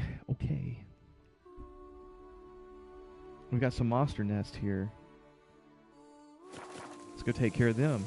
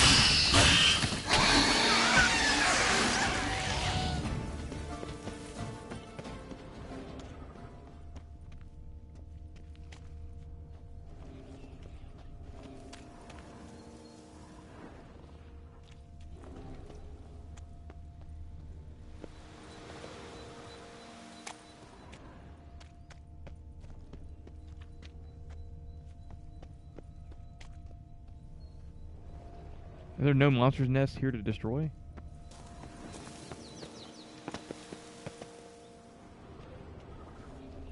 Maybe not.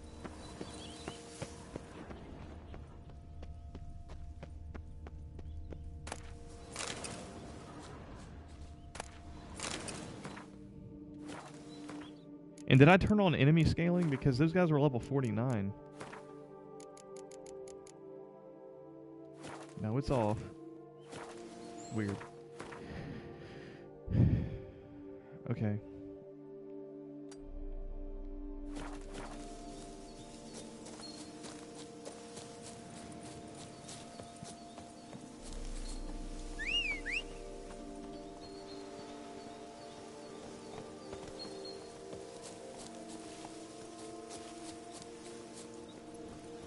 Slower.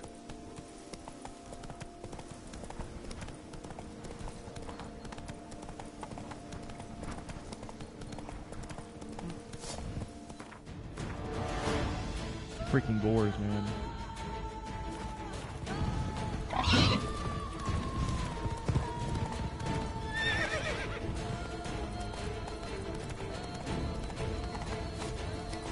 Not so fast, Roach. Giddy up.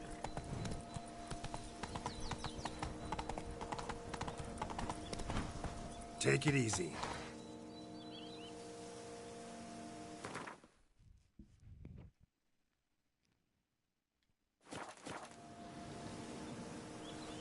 Move it.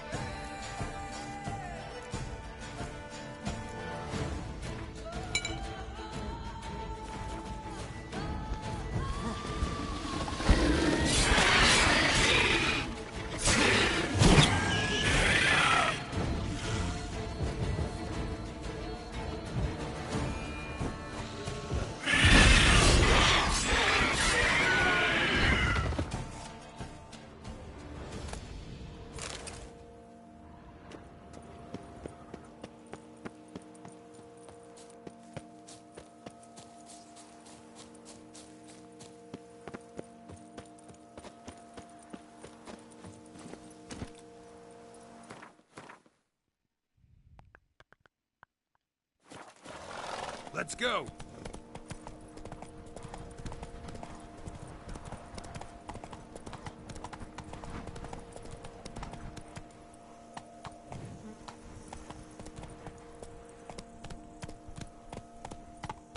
Not so fast, Roach.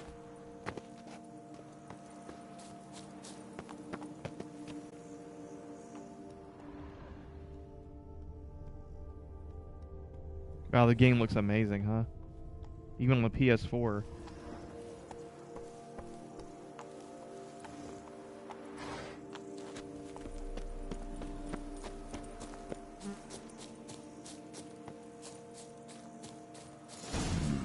Wonder if I'll find anything Merton left behind here.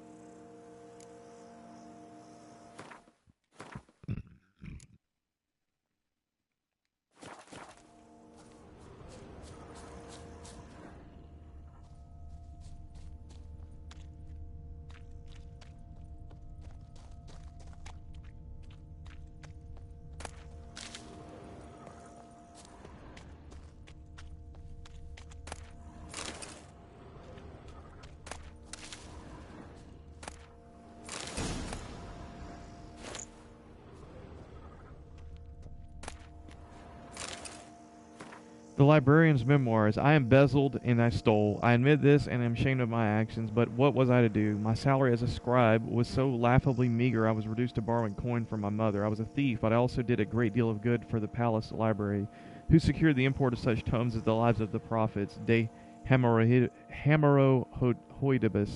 The Art of Midwifery for Maidens, and many others. The palace library has me to thank for the storehouse of all knowledge needed for a merry and satisfied life, and other rare tomes, such as Speculum Aureum and De Larvis Sinensis et Figuris Gamicis. Theft and embezzlement mean nothing. A man's true value shows in the manner in which he treats books. Okay, it's locked.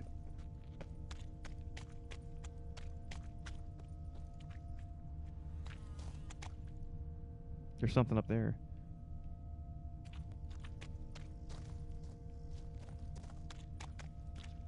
But there's also something over here.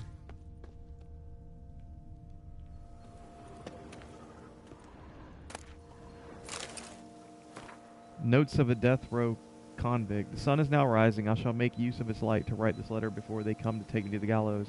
I do not know who shall read it, or indeed if anyone shall. Perhaps I am writing only myself to cast this out before my execution and cleanse my heart. Yes, I killed him. Until now I have lied in an attempt to avoid punishment.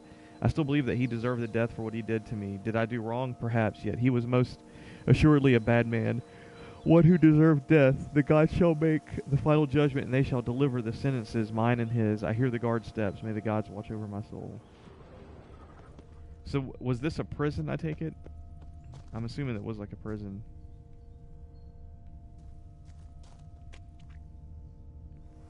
What is she doing here?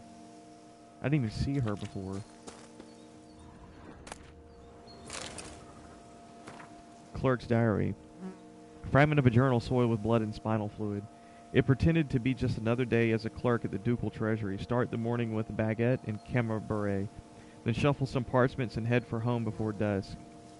Today, however, the normal order of things was disturbed dramatically. I came across a highly interesting note in the archives, and along with it a key. The key is the more interesting find because, according to what I could decipher from the dust-covered scribblings on the notes, it opens a chest full of gold coins, but I'm getting ahead of myself. While doing some routine straightening of the files, I found a report outlining procedures for the reform of Bastoy Prison. Orders straight from Duke Henry Grass. We are all aware how badly this experiment ended, for the ruins of that prison to this day frighten any potential tourist, with their battered skeletons and legends about howling spirits of the murdered guards. Yet I did not know that hiding among the abandoned ruins there was a chest, and that its key was lying right under my nose. The chest supposedly contains crowns meant for the purchase of books and rations for the inmates of Bastoy. One of the clerks employed here at the time committed a sin of omission and sent the chest to the warden without the key. Yet perhaps that was for the best. The warden was impaled and the guards all skinned alive, meaning those degenerates would have also got their hands on their chest had he received the key. As it is, might the chest still be there, unopened? Folks say a curse has fallen on that place, a dark power brought down by the bestiality of the murders it beheld. But folk also say an Ophiri will become Emperor of Nilfgaard and herald the end of the world, so there's not much point giving any of such jabbering much credence.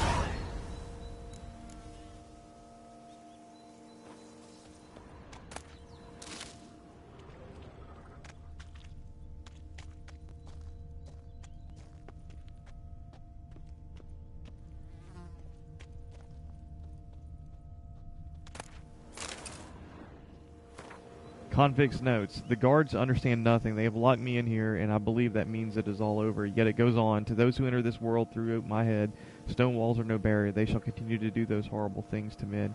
Yet this time the blame shall not be mine. I hear now the sound of falling drops of water. Each splash against the stone is like pounding on the doors of my head. I know I cannot keep them behind those doors for long. They know that as well. Soon I will once again hear their mocking laughter, their ridicule. The spoon shall come in handy. I have rubbed my hand along its handle so long it feels as part of my flesh. Now I shall bar shut the doors to my head once and for all.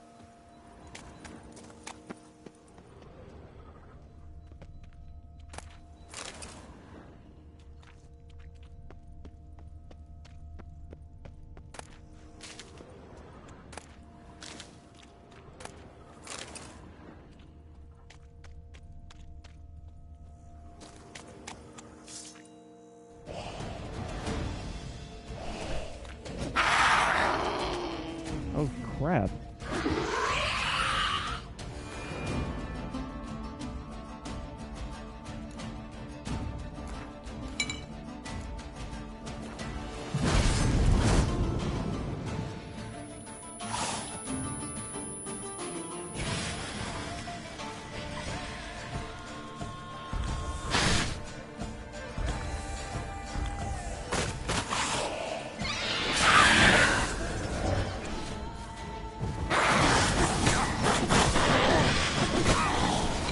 Holy crap, dude.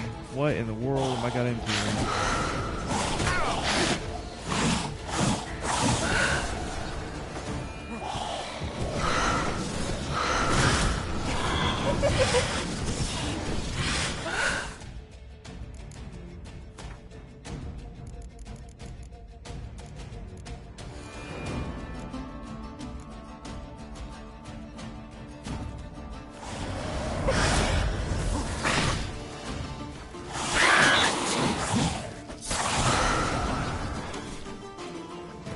Alright, need to put on some black blood.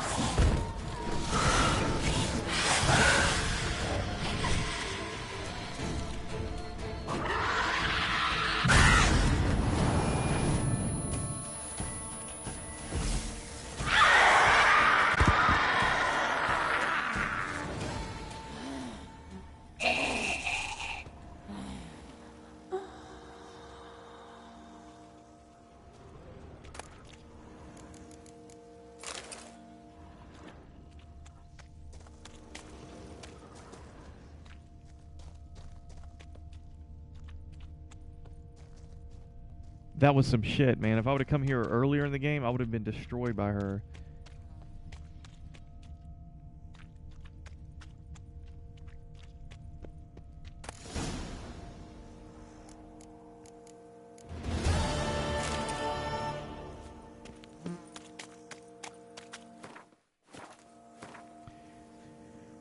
Work order. Order for the reorganization and reform of Bastoy Prison. To the Warden, by decree of His Illustrious Grace, Duke Henry III, Jacques Olex, Warden of Bastoy Prison, is required to implement the following reforms. Dismiss half of the prison guard staff. Forbid the use of corporal force against the inmates. Discontinue punishment by dark cells, limited rations, and flogging. Permit the prisoners to possess private property. Allow prisoners to walk at will around the penitentiary grounds. Purchase, using the included funds, victuals of the finest quality, and hire a teacher to instruct in reading and writing and purchase any equipment necessary for said instruction. His Illustrious Grace Duke Henry III believes these changes, based on models popular in the more civilized lands of the South, will result in a lowering of the rate of crime in all the duchy by showing young offenders a pathway to a new life. Junior Clerk Philip Jordi Simbardo.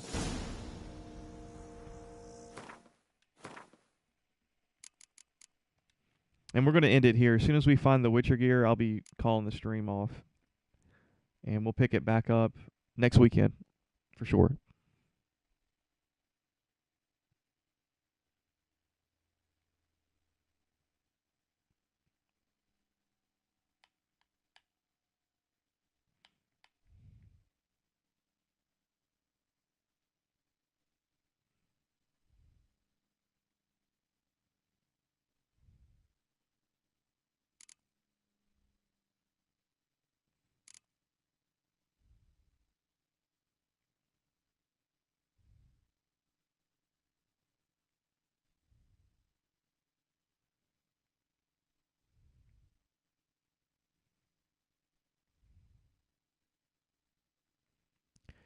The journal detailed an unsuccessful experiment that had resulted in Bastoy Prison being destroyed. The Witcher also learned of a chest full of gold that remained hidden within the ruins. Geralt located the chest. The key he had found with the journal worked like a charm, so the Witcher scooped up the gold and ran off to spend it.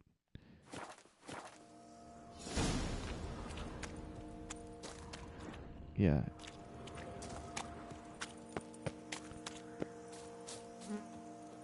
What I need to do, I need to meditate here for a little bit. And I need to repair my gear.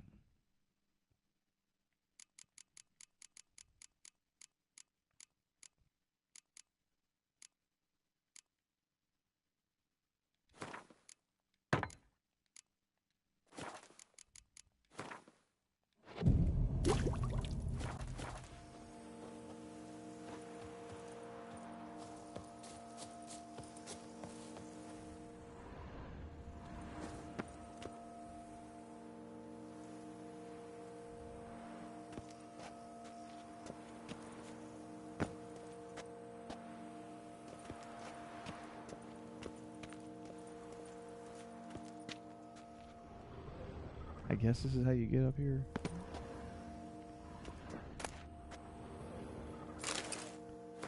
Prisoner's Journal. 30 Birk 1201. My fellow captive Merton who for so many months kept his neck stiff, mocked my faith in Lebioda, and praised the joys of a riotous life.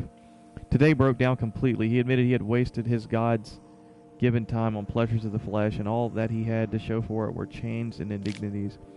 I tried to lift his spirits, to tell him there was another path, that he could cast off his past habits and devote his life to Lebioda and his teachings. For now, my counsels have fallen on deaf ears, but I believe he will one day convert and listen to the truth. Illegible entry. 17 of Lamas, 1202. It is shocking how pleasantly I now converse with Merton.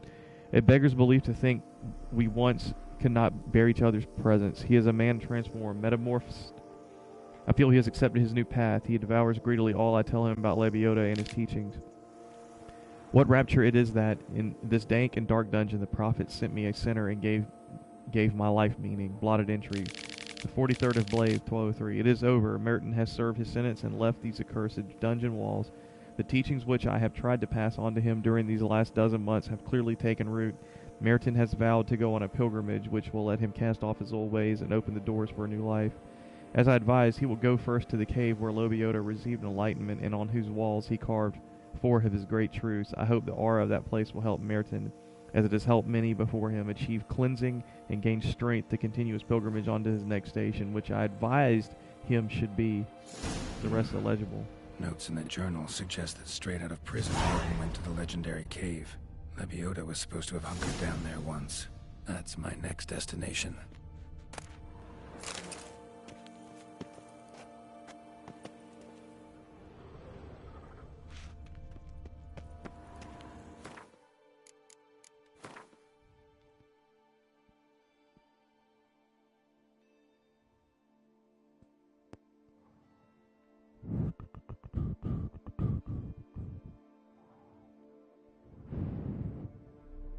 Huh. Okay.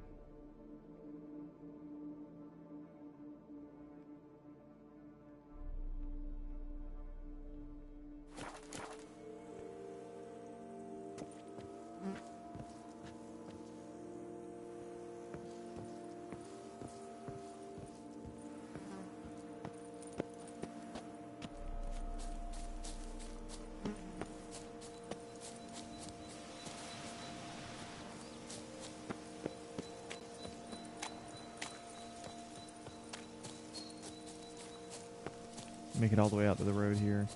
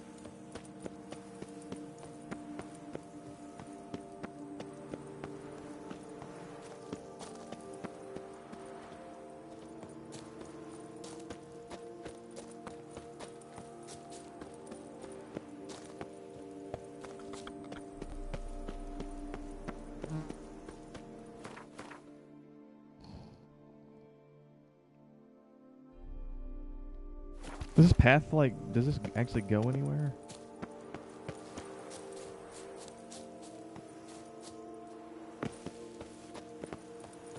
Goes down to the river, apparently.